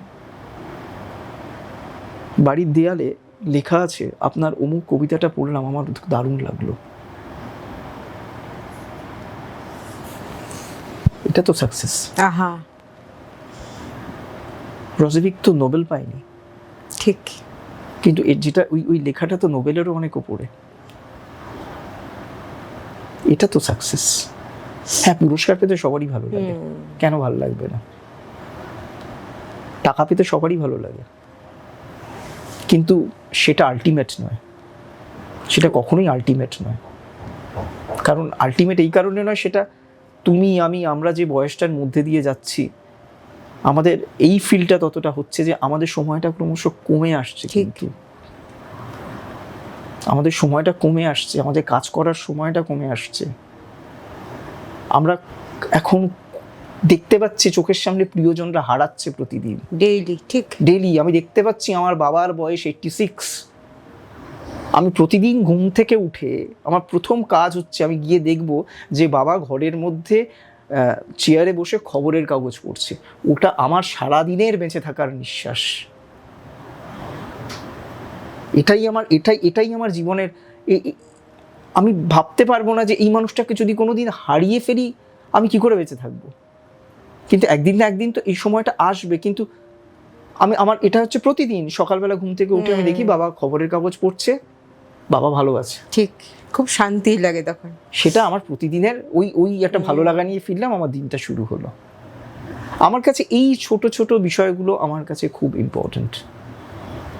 আমার কাছে ইন্ডাস্ট্রির লড়াই, ইন্ডাস্ট্রিকে কে খেউর করছে, কে কাকে ট্রোল করছে, কিচ্ছু ম্যাটার করে না, কিচ্ছু ম্যাটার করে না। আমি এই মুহূর্তে দাঁড়িয়ে কাজের আনন্দে কাজ করি, আর বাকি যে কাজগুলো করি একদম পরিষ্কার সেটা হচ্ছে পয়সার জন্য কাজ করি। আর কিচ্ছু আমার কারো প্রতি আর কোনো কমিটমেন্ট নেই। আমার কোনো কমিটমেন্ট নেই। আমার যাবতীয় কমিটমেন্ট নিজের কাছে। আমি নিজের কমিটমেন্ট নিজে রাখার চেষ্টা করি। এটা আমি বুঝতে পেরেছি তোমার সাথে প্রথমে যখন দেখা হচ্ছে। আমি বললাম তো আমার কাছে খুব পরিষ্কার ক্লিয়ার, ভাই আমি এটা লিখে দিচ্ছি, এই বিনিময়ে আমাকে এই পারিশ্রমিক দিতে হবে, আমি আমার বেস্ট এফোর্টটা দিয়ে লিখে দেবো। কিন্তু আমার কাছে দুটো প্রসেস, একটা হচ্ছে আমি যে কাজটা করব সেটা হচ্ছে খোয়াবের প্রসঙ্গ, তুমি যদি আসো তখন সেখানে একটা কাজের আনন্দে কাজ করছি, আর বাকিটা সম্পূর্ণ টাকার জন্য, আর কিছুর জন্য নয়। একদম পরিষ্কার হিসেব। আমার কাছে ওই বিষয়টা নেই। ওই সেটা কি তোমার জীবন যাপনের ক্ষেত্রে তুমি এতটা কঠিন হয়েছো নাকি? তুমি তোমার কি মনে হয় যে আমার এই যে এত বছর ধরে তোমার যে লাইফ স্প্যান, সেই যত যে আজকের দিন অবধি দাঁড়িয়ে যদি দেখি, তাহলে এই এত মানে শক্তি তুমি পেলে কোথায়? এত কনফিডেন্স, এত তোমার মধ্যে যে একটা, না আমার শক্তি কোথায়, 5 ফুট 5 ইঞ্চি না মেন্টালি তুমি যে এতটা স্ট্রং, এটা কিভাবে সম্ভব? অনেকের পক্ষেই সম্ভব নয়। মেন্টালি স্ট্রং না, জীবনে সবচেয়ে বেশি রিস্ক নিয়েছি আমি একটা রানিং বিজনেসকে আমি এক রাতের মধ্যে বন্ধ করে দিয়ে আবার আমি একটা আনস্টেবল জগতে চলে এসেছি। সেখানে আবার আমাকে নতুন করে লেখা শুরু করতে হয়েছে, সেখানে আমাকে নতুন করে আবার প্রুফ করতে হয়েছে যে আমি আবার গান লিখছি, আমার লেখা শোনো, আমাকে লেখার জন্য ডাকো। এটা প্রতি মুহূর্তে আমাকে ফেস করতে হয়েছে। আরেকটা জিনিস আমার কনফিডেন্স বাড়িয়েছে, সেটা হচ্ছে আমার ভীষণ পছন্দ হচ্ছে রাতের হাইওয়েতে ড্রাইভ করা। আমার এটা পছন্দের বিষয়। আচ্ছা, এটা দারুণ। সেখানে অনেক রকম মজা থাকে, অনেক রিস্ক থাকে, অনেক খেলা থাকে। একটা শহরকে বলে রাত্রে বেলায় বোঝা যায়। রাতের হাইওয়ে ড্রাইভ করা আমার কাছে খুব ইন্টারেস্টিং। সেটা তুমি করো প্রতিনিয়ত? আমি সেটা সুযোগ পেলেই করি। রাতের হাইওয়েতে আমার ড্রাইভ করতে খুব ভালো লাগে। তুমি আদারওয়াইজ খুব ডেয়ার ডেভিল তোমার? আমি একটু সাহসী নয়, আমি একটু দুঃসাহসী। হ্যাঁ, সেটাই বলতে চাইছি। আমি একটু দুঃসাহসী। আমি যদি আমার মনে হয় আমার এটা চাই, at any cost এটা চাই। আর সেটা মানে আমার যেটা মনে হয় যে আমার যেটা চাই সেটা যে কোনো উপায় আমার চাই, এবং সেটা প্রেম বা ভালোবাসার সম্পর্কের ক্ষেত্রে তো আমি সে ব্যাপারে আরো অনেক বেশি দুঃসাহসী। আচ্ছা, অনেক দুঃসাহসী। মানে আমার সেটার ক্ষেত্রে কিচ্ছু ম্যাটার করে না আমার বয়সটা 51 নাকি 31, আমার কাছে কিচ্ছু ম্যাটার করে না। এই দুঃসাহসটা আমি সারা জীবন জিয়ে রাখতে চাই, এই দুঃসাহসী হয়েই থাকতে চাই। আর জীবনের আর কিছু সাকসেস, ফ্যান ফলোয়ার সব কিছু আছে, কিন্তু আমি আমার এই দুঃসাহসী জীবনটাকে অনেক বেশি এনজয় করি। এটার মধ্যে আমি নিজেকে অনেক বেশি খুঁজে পাই। তুমি দুঃসাহসী, সেটা তোমার পুরো কথা শুনে বা যতটুকু আমি তোমাকে চিনি তার থেকেও বলতে পারি যে এই কনফিডেন্স মানে দুঃসাহসী তো বটে, এবং না কিছু কিছু ক্ষেত্রে ওভার কনফিডেন্স হয়ে হ্যাঁ তুমি এই তোমার কনফিডেন্সটা অসম্ভব সুন্দর, এবং আমার কি মনে হয় কনফিডেন্স কিন্তু অনেকটা মানুষকে এগিয়ে নিয়ে যায়, এবং কনফিডেন্স যদি কারোর না থাকে, অনেক সময় আছে আমি অনেক মানুষকে এগিয়ে নিয়ে যায়, মানুষকে এগিয়ে নিয়ে যায় কি পিছিয়ে নিয়ে যায় জানি না, তো এইটুকু বলতে পারি যে 500 কিলোমিটার যাওয়ার পর আমার আরো 500 কিলোমিটার গাড়ি চালাতে ইচ্ছে করে। এক্স্যাক্টলি এটাই দ্যাট আমার প্যাশন ইজ অন। আমাকে মনে হয় 500 যাওয়ার পর আরো 500 আমি চালিয়ে দিতে পারি, ঠিক। এবং আমার পাশে যদি আমার সঙ্গী বা সঙ্গিনী যদি সেই কমিউনিকেট করা মানুষটা হয়, তাহলে তো তারা পৃথিবী তোলপাড় করে দিতে পারি। দুর্দান্ত। অন্নচন্দ্রিমা জমে উঠেছে রাজীবের সাথে। আচ্ছা, আমার একটা বক্তব্য আছে, সেটা হচ্ছে অন্নচন্দ্রিমা দর্শকরা জানে যে খাওয়া দাওয়ার পার্ট এখানে একটা বিশাল আমার বাড়িতে হয়, আমরা আড্ডা দিতে দিতে খাই দাই, গল্প করি, কফি চা একটু খাওয়ার। তো যাই হোক, আজকে যেটা হচ্ছে সেটা হচ্ছে অন্নচন্দ্রিমা আগে কোনো দিনও হয়নি, রাজীবের একটা স্পেশাল রিকমেন্ডেশন রয়েছে, সেটা হচ্ছে আমরা মুড়ি চা খাবো, এবং মুড়ি চা বাঙালিদের একটা আড্ডার কিন্তু একটা প্রধান অঙ্গ। না না, সেটা মুড়ি আর চায়ের কারণ হচ্ছে যে একদম কারেক্ট সময় আছে, আমি জানি এই সময়টায় আমি বাড়িতে থাকলে পরে মুড়ি খেয়ে থাকি, ওইটাই। তার জন্য আমি তোমার বাড়িতে এসে বলবো যে আমি ফিশ ফ্রাই খাবো বা আমি এটা খাবো, আমি বিরিয়ানি খাবো, আমি বাড়িতে যেটা খাই আমি তোমার এখানে তুমি তো বাড়ি, তো এটাও তো আমি একটা সেটাই বাড়ি। বলছি, বাড়িতে এই সময় থাকলে আমি মুড়ি খাই, তার জন্য তোমার এখানে এসে মুড়ি খাবো। একদম, আমরা একটু মুড়ি খেতে খেতে চা খেতে খেতে সেকেন্ড পর্যায়ে যাব, ওখানে আরো অনেক কিছু শুনবো রাজীবের কাছ থেকে, লেখা পড়বো, আরো অনেক কিছু করা রয়েছে, দেখতে থাকো। অন্নচন্দ্রিমা বেশ অন্যরকম লাগছে আমার, কারণ হচ্ছে যে এই যে আমার ভদ্রলোক এসছে রাজীব, সে মুড়ি খেতে খুব ভালোবাসে, তো এটা তোমার জন্য মুড়ি আর দুধ চা, যেটা আমার বাড়িতে একদমই হয় না, তোমার জন্য স্পেশালি আজকে আমি বানিয়েছি। আমার বাড়িতেও একদম তো আমি জানি না সেটা তোমার কতটা ভালো লাগবে, বাট আমি আমার মতো করে চেষ্টাই করছি। তবে বাঙালি মুড়ি ভালোবেসে বিষ দিলেও সেটা খেতে ভালো লাগে। ওরে বাবা, তুমি তো প্রেমিক মানুষ, আমি সেটা জানি। ভালোবেসে বিষ আমি তোমাকে দেবো না, ভালোবেসে ভালোবাসাই দেবো, তবে একটু দুধ দিই, হালকা, একদম অল্প না। হ্যাঁ, কারণ যেহেতু এটা অতটা বেশি ইয়ে নয়। হ্যাঁ, পারফেক্ট। তুমি একটু দেখো, তুমি অল্পই চা খাও সেটা আমাকে বলেছো। এটা রয়েছে তোমার চা। Thank you. আর যেহেতু আমি লাল চা খাই, আমি আমারটা নিয়ে নিচ্ছি। বাহ, মুড়িটা খেয়ে দেখো তোমার পছন্দ হয়েছে কিনা। তুমি তোমার কথা মতোই ওই ইয়ে দাও, চামচ দিয়ে খাও। হ্যাঁ, মুড়ি চামচ দিয়ে কেউ খায় না, তো ইন বিটুইন আমি তাহলে এটা একটু স্টির করে দিই, that weed B much better. কিছুই দেইনি, তুমি যেটা তুমি যেটা বলেছিলে আর কি আমার।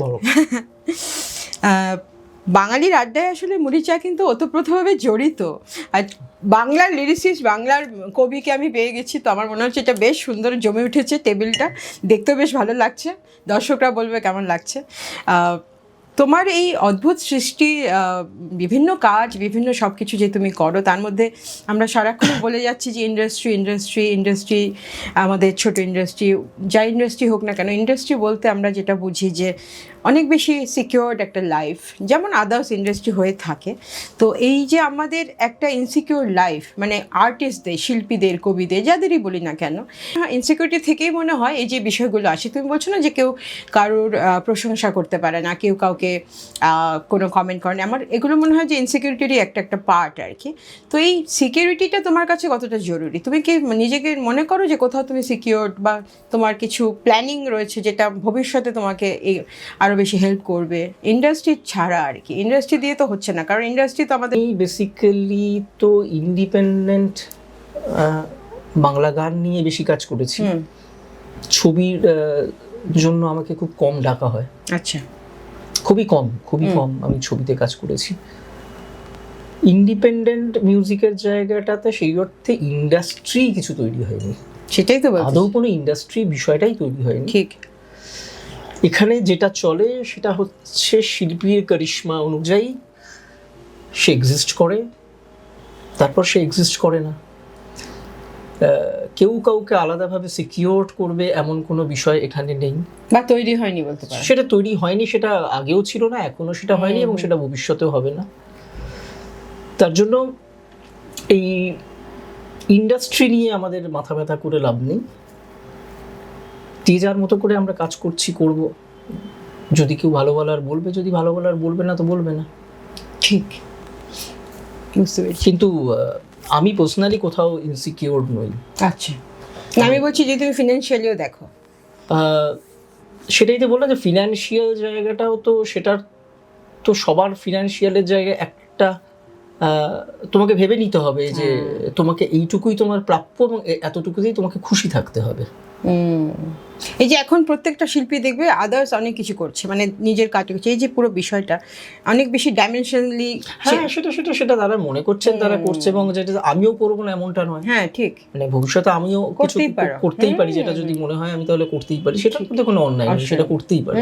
মানে সেটার সাথে ইনসিকিউরিটি বা সিকিউরিটির কোনো সম্পর্ক নেই। সেটা আমার যেন কোথাও মনে হয় যে it's kind of a mandatory security হতে পারে, সেটা হতে পারে, সেটা ঠিক আছে, সেটা হোক না, তাতে সমস্যা কি আছে? সেটা কোনো সমস্যা নেই। তবে তুমি যেটা বলতে চাইছো ইন্ডাস্ট্রি তৈরি হলো না, এটা না, সেটা মানে ইন্ডিপেন্ডেন্ট বাংলা গান সম্পর্কে শুধু বলবো, ফিল্ম ইন্ডাস্ট্রির কথা আমি বলবো না, মানে যেহেতু ওই জায়গাটায় আমার যাতায়াতটা কম।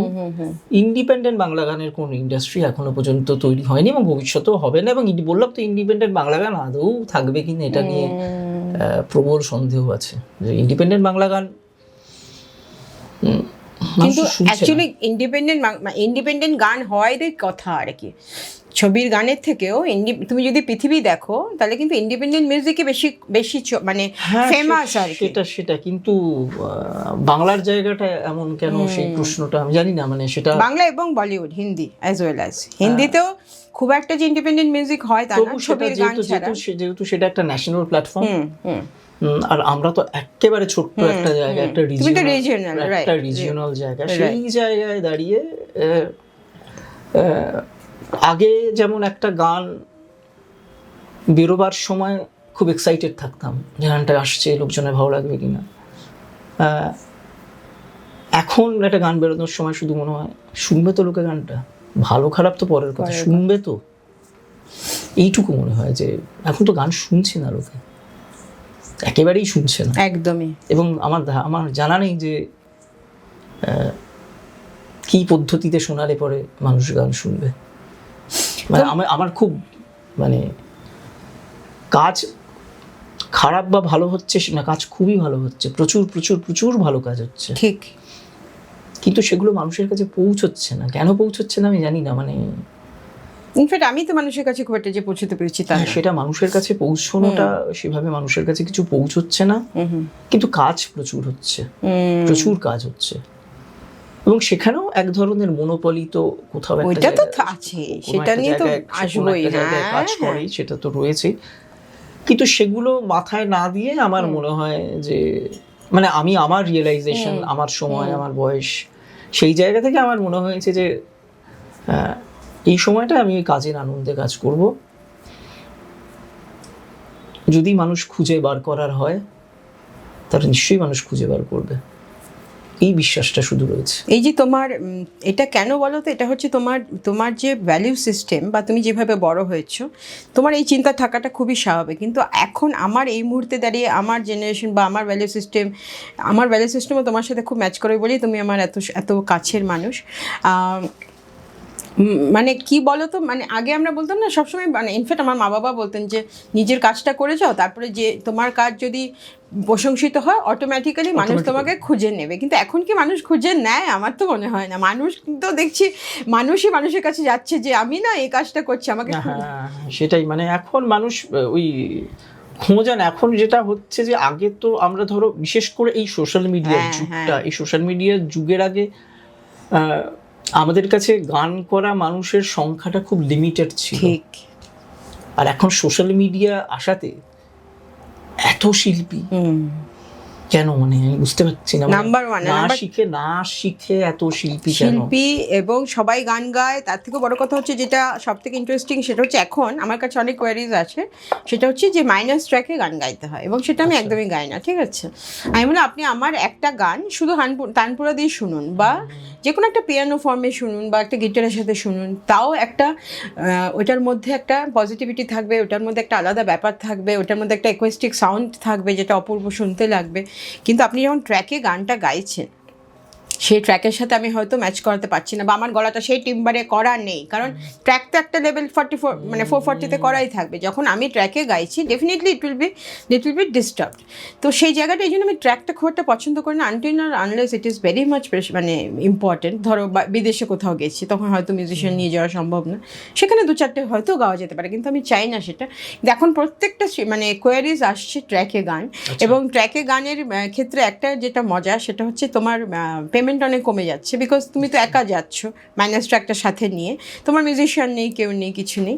তাতে কি হচ্ছে, তোমার মানে রেমিনারেশনটা হাফ হয়ে যাচ্ছে। তো পিপল আর অ্যাকচুয়ালি গেটিং মানে wanting to get you in cheaper price, সেটা অনেকটা এখন আমার মনে হচ্ছে ইন্ডাস্ট্রিতে খুব হয়। এবং আমি যদি না বলি, পরবর্তী মেয়েটি হ্যাঁ বলে দিচ্ছে। এবার তাতে কি হচ্ছে, ও তো পেয়েই গেল, তার তো কোনো দরকার নেই যে এর পারফেকশন তার পারফেকশন আলাদা। আরেকটা জিনিস, এখন মানুষ খুব বেশি নাচতে চাইছে। হ্যাঁ, ওরে বাবা, সে তো রয়েছে।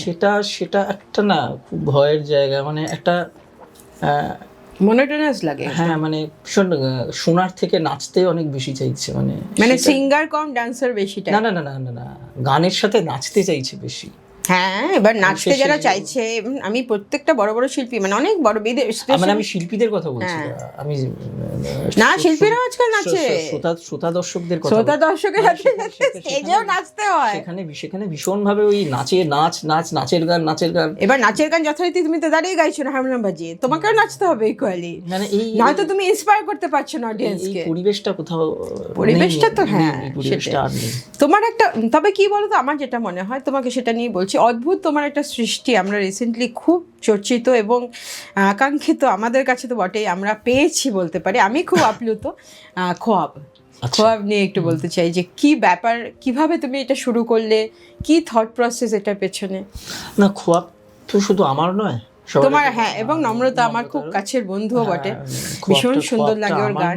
আমি খোয়াবটাকে আমার জীবনের ক্ষেত্রে, ওই যে আমার যে জার্নি বলছিলাম, প্রত্যেক জার্নিতে একটা করে তো বাঁক আসে, ঠিক, খোয়াবকে আমি একটা ইম্পর্টেন্ট বাঁক বলে মনে করি।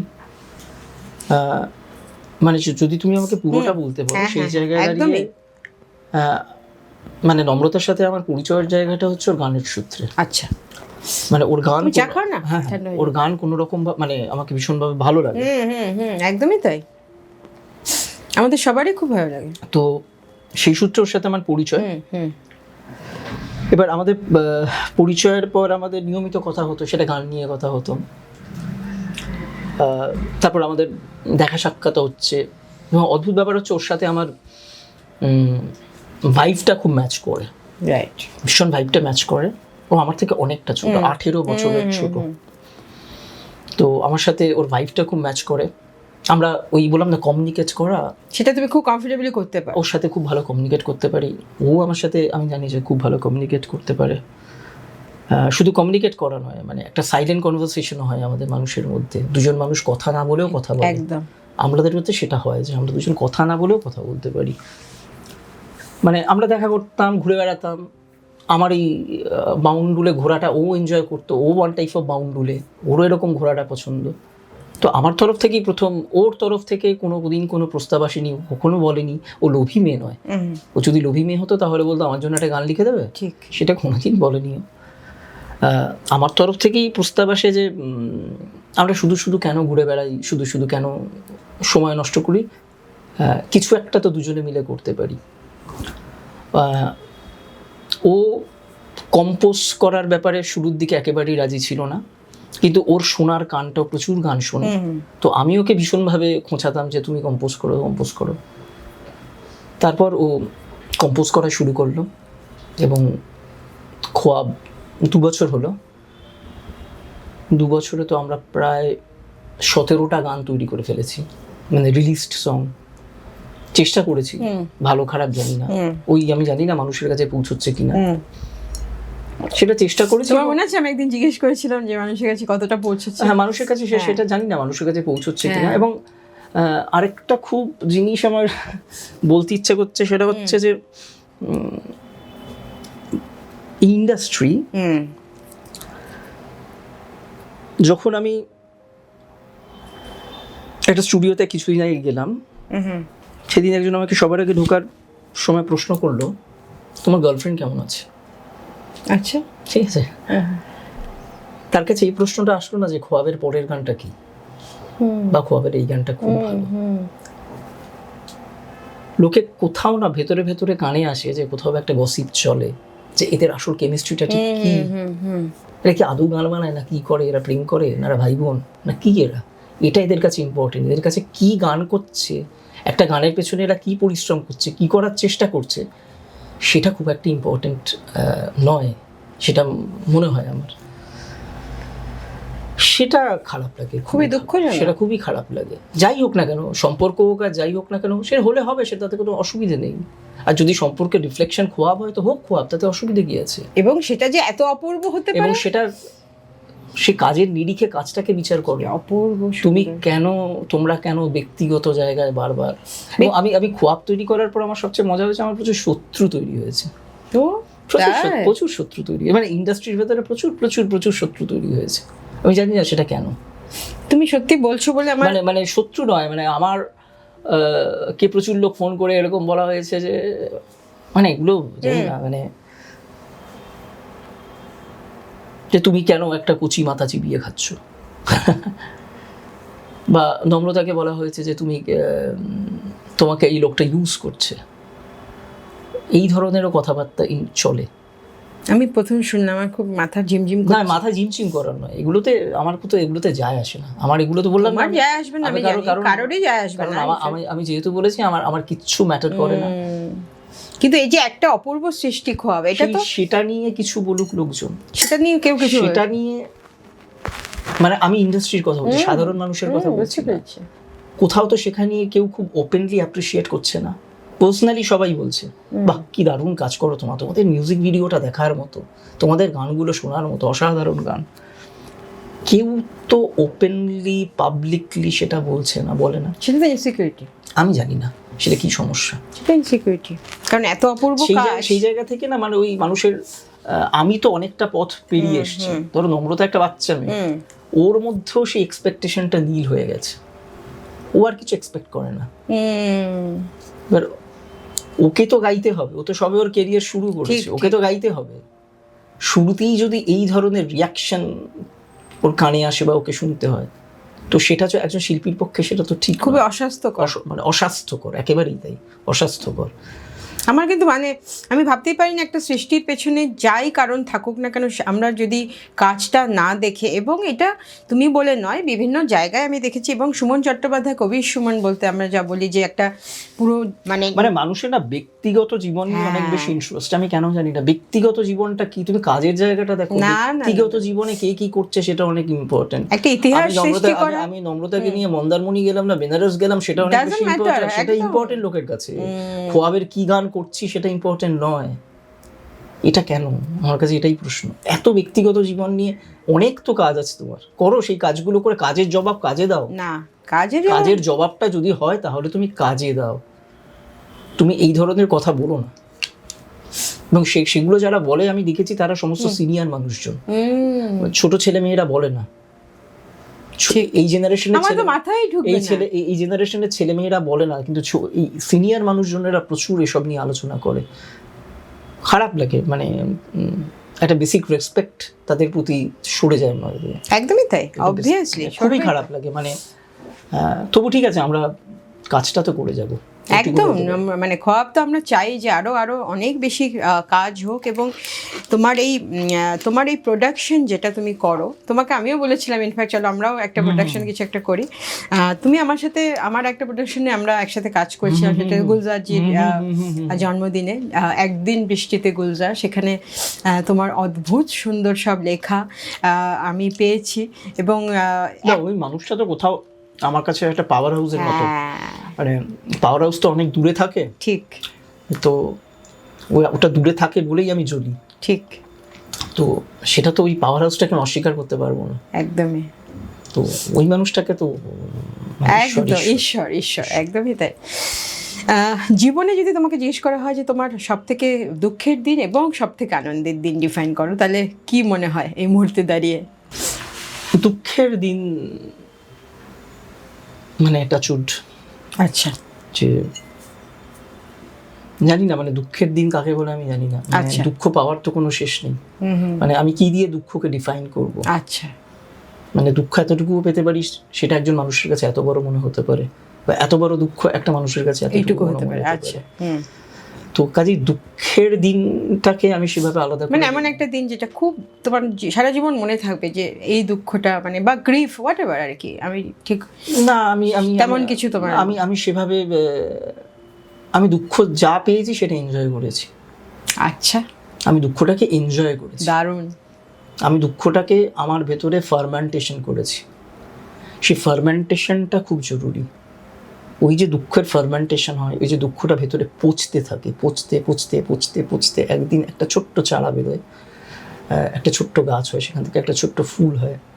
আমার কাছে সেটা বেশি ইম্পর্টেন্ট। তার জন্য দুঃখকে আলাদা করে আমি প্রতিদিনই কোনো না কোনোভাবে দুঃখ পাই, আর প্রতিদিনই কোনো না কোনোভাবে আনন্দ পাই। তার জন্য দুঃখ আর আনন্দকে আলাদা আলাদা করে আমরা ডিফাইন করতে পারি না। আজকে একটা পাহাড়ের উপরে উঠে আমার যে আনন্দ হয়, আমার কলকাতা শহরে দাঁড়িয়েও আমার সেই একই রকম অন্যরকম একটা আনন্দ হয়। সেই আনন্দকেও আমরা আলাদা আলাদা করে আমরা আলাদা করতে পারি না। মানে দুঃখ আনন্দ আমরা প্রতিদিনই সাইমেন্টেনিয়াসলি চলছে। হ্যাঁ, কিন্তু দুঃখের মজা হচ্ছে দুঃখ থেকে যায়, আনন্দ চলে যায়। এইটাই আসল কথা, সেটাই হয়তো আমরা বলি যে দুঃখের দিন। দুঃখটা থেকে যায়, ভেতরে ভেতরে থেকে যায়, দুঃখের স্তরগুলো জমতে থাকে, একটা দুঃখের উপর আরেকটা দুঃখ, তার উপর আরেকটা দুঃখ, সেই স্তরগুলো তৈরি করে ভেতরে হয়তো একটা দুঃখের বিশাল বড় একটা 10 তলা বাড়ি তৈরি হয়ে গেছে। তো 10 তলা বাড়ি এক একটা দুঃখের এক একটা ঘর। তো তার জন্য দুঃখকে আলাদাভাবে ডিফাইন করা যায় না, আনন্দকেও আলাদাভাবে ডিফাইন করা যায় না। প্রতিদিনই আনন্দ পাই, প্রতিদিনই দুঃখ পাই। তারপরে আর কোনো কথা বলতেই পারছি না আমি, এত এত অসাধারণ লাগলো আমার এই ডেফিনেশন। তোমার জীবনের উপলব্ধি অসম্ভব ভালো লাগলো। অন্নচন্দ্রিমা সত্যি আপ্লুত আজকে রাজীবকে সাথে পেয়ে। আর একটা বিষয় হচ্ছে যে রাজীবকে যে আমি আনতে পেরেছি, এটা আমার জন্য বিশাল ব্যাপার, কারণ ও আসতেই চায় না কোথাও। খুব জোরজার করে প্রায় 2-3 মাসের প্রচেষ্টায় হয়তো রাজীব আজকে এখানে। খোয়াব নিয়ে আমাদের অনেক অনেক খোয়াব থাকবে তোমার জন্য, আরও অনেক এরকম। আর নামটা অপূর্ব, মানে নামটার জন্যই আরও বেশি প্রেমে পড়া আর কি খোয়াবের। এবং স্পেশালি তুমি খোয়াব আর স্বপ্নের মধ্যে একটা ফারাক আছে। হ্যাঁ, স্বপ্ন ভাঙে, খোয়াব ভাঙে না। মানে মানুষ খোয়াবে বাঁচে, স্বপ্ন ভেঙে যায়, স্বপ্নে বাঁচে না। একটা সারা জীবন একটা মানুষ খোয়াবের মধ্যেই ঘুরে বেড়াতে পারে। তার জন্য মানে খোয়াবটা গরিব লোকেদের স্বপ্ন, আর স্বপ্নটা বড় লোকেদের। গরিব লোকেরা খোয়াবে বাঁচে, আমি সেভাবেই খোয়াবকে ভাবি। ভীষণ সুন্দর, ভীষণ সুন্দর। আর তোমার এই যাত্রাপথে একটা যেটা দেখছি যে তুমি খোয়াব যেরকম তুমি লিখছো, লেখাটা তো রয়েছে অপূর্ব। নম্রতা সুরও আমি না বলে পারছি না, ভীষণ সুন্দর। এবং ওই লেখাটাকে এত সুন্দরভাবে কমপ্লিমেন্ট করছে, সেটা তোমাদের ভেতরে কেমিস্ট্রি যদি ভালো না থাকতো আমার মনে হয় না এরকম একটা প্রোডাকশন তৈরি হয়। আর নাম্বার 2 হচ্ছে তোমার ভিডিওগ্রাফি। এই জায়গাটা আমি একটু দর্শকদের জানাতে চাই যে তোমার এই প্রোডাকশন ব্যাপারটা তুমি এত সুন্দর, এটা কি করে? মানে আগে দেখো, মানে এর আগে যেটা হতো, আমার কাজ শুধু গান লেখা। আচ্ছা, তারপরে আমার কোনো ভূমিকা থাকতো না। রাইট। আমার যদি কিছু একটা গান নিয়ে কিছু বক্তব্য থাকতো, সেই বক্তব্যটাও আমি সেটা জানাতে পারতাম না, কারণ যিনি গান করছেন বা সেটা তার। আর খোয়াবটা আমার নিজের জায়গা, এখানে আমি যা খুশি তাই করব। তোমার যদি মনে হয় তুমি দেখো, তোমার যদি মনে হয় তুমি দেখো না, তোমার যদি মনে হয় তুমি শোনো, তোমার যদি মনে হয় তুমি শুনো না। আমার যেটা ঠিক মনে হবে, কারণ খোয়াবের জন্য কোনো স্পন্সর নেই। ঠিক আছে, মানে আমি তোমাকে একটা কথা বলি, যে জীবনে বলি না, মানুষ খোয়াব যখন শুরু করেছিলাম, আমরা তো বাইরে শুট করতে গেছিলাম, মংপুতে শুট করেছি, নর্থ বেঙ্গলে শুট করেছি। তো সেটার জন্য প্রচুর টাকার দরকার। একদম। আমরা এক বন্ধু, মানে এরাই বন্ধু, আমি বন্ধু কথাটা বলবো কারণ এরাই বন্ধু, আমরা এক বন্ধু, কলেজের বন্ধু। তাকে আমি কথা সূত্রে বলেছিলাম, আমরা ভাবছি সে কোথা থেকে একদিন নিজের স্যালারি থেকে হোক বা কি থেকে হোক, সে একটা অ্যামাউন্ট নিয়ে আমাকে বললো, নিয়ে টাকাটা নিয়ে তুই খোয়াব কর। এই মানুষগুলো জীবনে সব থেকে বেশি ইম্পর্টেন্ট। তার নাম দেবাশিস মজুমদার, আমার সেও আমার কলেজেরই বন্ধু। সে এসে আমাকে এতটা টাকা দিয়ে গেল, দিয়ে বললো তুই তোরা খোয়াবটা কর। সে ওই টাকাটা দিয়েছিল বলেই আজকের খোয়াবটা এত দূর পর্যন্ত এগোতে পেরেছি। প্রতিদিন আমাদের এই টাকার ক্রাইসিস তো থাকে, কারণ একটা Obviously, প্রোডাকশন করতে হ্যাঁ, গেলে যে ক্রাইসিসটা আমি নিজেই তো টের পাচ্ছি, অন্নচন্দ্রিমা করতে গিয়েও আমি দেখছি আমার যেহেতু এটা নিজের কাজ, ক্রাইসিসটা থাকে। কিন্তু আমরা গান বানানোটা বন্ধ রাখবো না। আমরা আমাদের ছোট্ট পরিসরে নিজেদের মতো করে কেমন মানে সাউন্ডস্কেপ তৈরি করে আমরা গান তৈরি করার চেষ্টা করব। সেটা আমরা গানটা বন্ধ রাখবো না, আমরা গানটা তৈরি করব। না গান তো বন্ধ, মানে যতদিন নম্রতা আর আমার কেমিস্ট্রিটা ঠিক থাকবে ততদিন খোয়াব থাকবে, যেদিন কেমিস্ট্রিটা নষ্ট হয়ে যাবে সেদিন খোয়াবও থাকবে না। ঠিক, এটা খুব পরিষ্কার কথা। আর এই যে তোমার ভিডিওগ্রাফি, এই যে সেন্স অফ কি বলবো, একটা এস্থেটিক, যেটা নিয়ে তোমার নিজেরও, তুমি খুব এস্থেটিক একটা মানুষ সব দিক থেকেই, এবং এই আমরা দেখতে পাই ভিডিওগ্রাফিগুলোর জন্যই গানগুলো এত এত সুন্দর দেখতে লাগে। অ্যাটলিস্ট আমার পার্সোনালি ভীষণ কাছের এবং প্রাণের, এবং তুমি প্রত্যেকটা ভিডিওতেই হয়তো আমার কমেন্ট পেয়ে থাকবে ইউটিউবে। আমি পার্সোনালি খুব পছন্দ করি এরকম ধরনের প্রজেক্ট। এই ভিডিওগ্রাফি তোমার কি মানে, সেটাও কি তোমার, তুমি কি সেটা হ্যাঁ, মানে সেটা সম্পূর্ণ আমার কৃতিত্ব নয়। আচ্ছা, মানে কোথাও মানে আমার ভাবনা থাকে, ফ্রেমিং থাকে, সেখানে তারপর যিনি ডিওপি থাকেন তার নম্রতার সবাই একসাথে মিলেমিশেই আমরা জিনিসটা তৈরি করি। কিন্তু একটা সিদ্ধান্ত যেমন আমরা নিয়েছি, সেটা হচ্ছে যে অনেক ভিডিও তৈরি করেছি, প্রায় 16-17টা ভিডিও। এবার ভিডিওটা তৈরি করবো না, এখন শুধুমাত্র গানটা শোনাবো, শুধু শুনুন এবার, ঠিক, আর দেখার দরকার ঠিক। আমি সেটা রিসেন্টলি একজনের সাথে আমার কথা হয়েছে, আর আমরা ভিডিওটার প্ল্যানিংই যাচ্ছি না, একদম সিম্পল একটা থাম্বনেল ক্লিক করুন, গানটা শুনুন, আর কিছু দরকার। আমার মনে হয় সেটা খুব জরুরি, জানো, গানটা শোনা। আসলে তো গান, ভিডিওটার জন্য লোকে তো গান শুনবে না, আমরা তো গান শোনাতে এসেছি, ভিডিওটা তো দেখাতে আসিনি। কিন্তু সবাই সেটা দেখাতে চাইছে। হ্যাঁ, আমরা তো সেটা ভিডিওতে তো গানটাই বানাতে চাই, গানটাই তো শোনাতে চাই। তার জন্য আমরা একদম এখন ঠিক করেছি যে আমরা ভিডিওটা, এটা খুব ভালো ডিসিশন, গানটা শুনুন, এটাই আমরা চাই এখন। খুব সুন্দর। আস্তে আস্তে অন্নচন্দ্রিমা শেষের পথে। আমি একটা জিনিস তোমার লেখা একটু পড়তেও চাইবো, আর তোমারও আমি লেখা কিছু শুনতে চাইবো। আর আমি একদম, হ্যাঁ, তোমার লেখার শেষে, আমার গানের শেষে, গানের শেষে একটা লেখা পড়ে তুমি শেষ করতে চাইছো? হ্যাঁ, মানে তারপরে আর কিছু বলতে ইচ্ছে করবে একদম। তাহলে তোমারটা দিয়ে আজকে শেষ হবে। আমার একটা তোমারই লেখা এবং সাথে তোমারই গান। আর last but not the least একটাই কথা বলবো, সেটা হচ্ছে যে অন্নচন্দ্রিমা তোমার, আমরা সারাদিনই বাড়ি থেকে বেরোই এবং বাড়ি ঢুকি যখন, এন্ড অফ দ্য ডে আমাদের সবারই একটা টেক অ্যাওয়ে থাকে। তো অন্নচন্দ্রিমার আজকে টেক অ্যাওয়ে তোমার কাছে কি, সেটা একটু দর্শকদের কাছে বলো, বা আমরা জানতে চাইবো আর কি, যে তোমার কেমন লাগলো। আমি নিজেই জানতাম না যে আমি আজকে এত কথা বলবো। আচ্ছা, সেটা চন্দ্রিমা আমাকে এত কিছু বলিয়ে দিল, আমি জানি না কি বলেছি, এবং বলার পর আমার জন্য আর কোথায় কি অপেক্ষা করছে আমি সেটাও জানি না। কিন্তু আমার সেটা নিয়ে কোনো রকম দ্বিধা নেই, সমস্যা নেই। আমার যেটা মনে হয়েছে আমি সেটাই বলেছি, এবং আমি অন্নচন্দ্রিমা কেন, আমি রাস্তাঘাটে দাঁড়িয়েও এই কথাটা বলবো, সব জায়গায় দাঁড়িয়ে এই কথাটা বলবো, কিন্তু এখানে যেহেতু ক্যামেরার সামনে আমি বলছি, সেখানে চন্দ্রিমার ক্রেডিটটাই বেশি। কারণ চন্দ্রিমা যদি আমাকে এভাবে না খোঁচাতো, তাহলে আমার পক্ষে এতটা অকপট, এত কিছু সরাসরি বলা সম্ভব হতো না। Thank you Chandrima. আর ক্যামেরার পেছনে যারা রয়েছেন তাদের তো সবসময়, মানে আমিও যেহেতু ক্যামেরার পেছনে, তার জন্য ক্যামেরার পেছনের মানুষদেরও আমার অশেষ ভালোবাসা রইল, কৃতজ্ঞতা রইল। আচ্ছা, আমরা একটা লেখা পড়ি, রাজীবের লেখা, অপূর্ব সুন্দর। আমার একটা কাজ হয়েছিল, গুলজারজির জন্মদিন, আমি রাজীব আমরা সকলে মিলে করেছিলাম, তারই একটি লেখা। সেই কটা দিন রোদ ওঠে না, বৃষ্টি পড়ে, জলের ওপর চিবুক রাখে মুগ্ধ কায়া, নাম না জানা মুহূর্তদের এই শহরে রেলিং ছুঁয়ে দাঁড়িয়ে থাকে অন্ধ ছায়া। সেই কটা দিন ঝালরগুলো দুলতে থাকে, জালনা কপাট গোপন দেরাজ সবটা খোলা। সেই কটা দিন কেউ আসে না পথের বাঁকে, গান বাজে এক গুলজারে সেই 116। সেই কটা দিন পঞ্চমে সুর মেঘলা ঘরে, ঘুমিয়ে পড়ে একলা কোণের এক ইজাজত। সেই কটা দিন ট্রেন থামে না এই শহরে, সেই কটা দিন ব্যর্থ প্রেমের হোক মহরত। সেই কটা দিন কাঁধের তিলেই ডাক পাঠিও, স্মৃতির ওপর জমলে স্মৃতি কবর দিও। অপূর্ব লেখা রাজীবের। আর এটা লেখা হয়েছিল গুলজারজির একটি অনুষ্ঠানের জন্য। তার সাথে আমরা গুলজারজির একটি গান গেয়েছিলাম, তারই 2 লাইন আমি গাইছি। हो सावन के कुछ भीगे भीगे दिन रखे हैं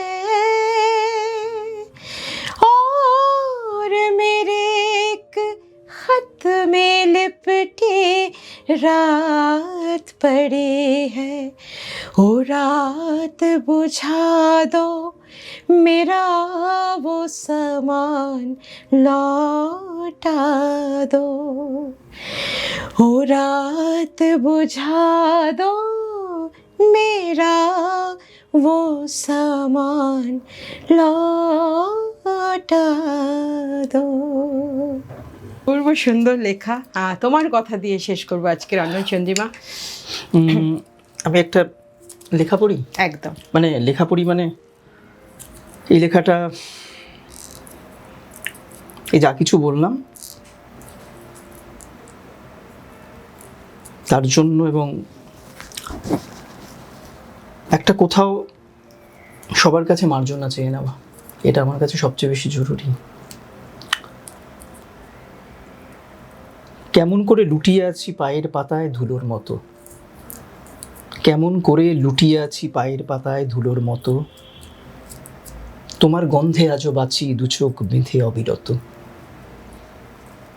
হয়তো ধুলো উড়িয়ে দিলে, হয়তো ধুলো উড়িয়ে দিলে, ছড়িয়ে দিলে জলের দরে, অলিক ভেবেও সঙ্গে নিলে অবিশ্বাসের এই শহরে। ভুলের মাসুল ভুল হয় না, ভুলের মাসুল ভুল হয় না। খোলা চুলে বর্ষা নামে, তেমন কোনো মেঘ সয় না চোখের পাতায় মধ্য জামে। বলার আগেই ছলকে গেল, কিছুই তো নেই হাতের পাতায়, পায়ের পাতায় জলের ফোঁটা, তবু এ হাত মার্জনা চায়।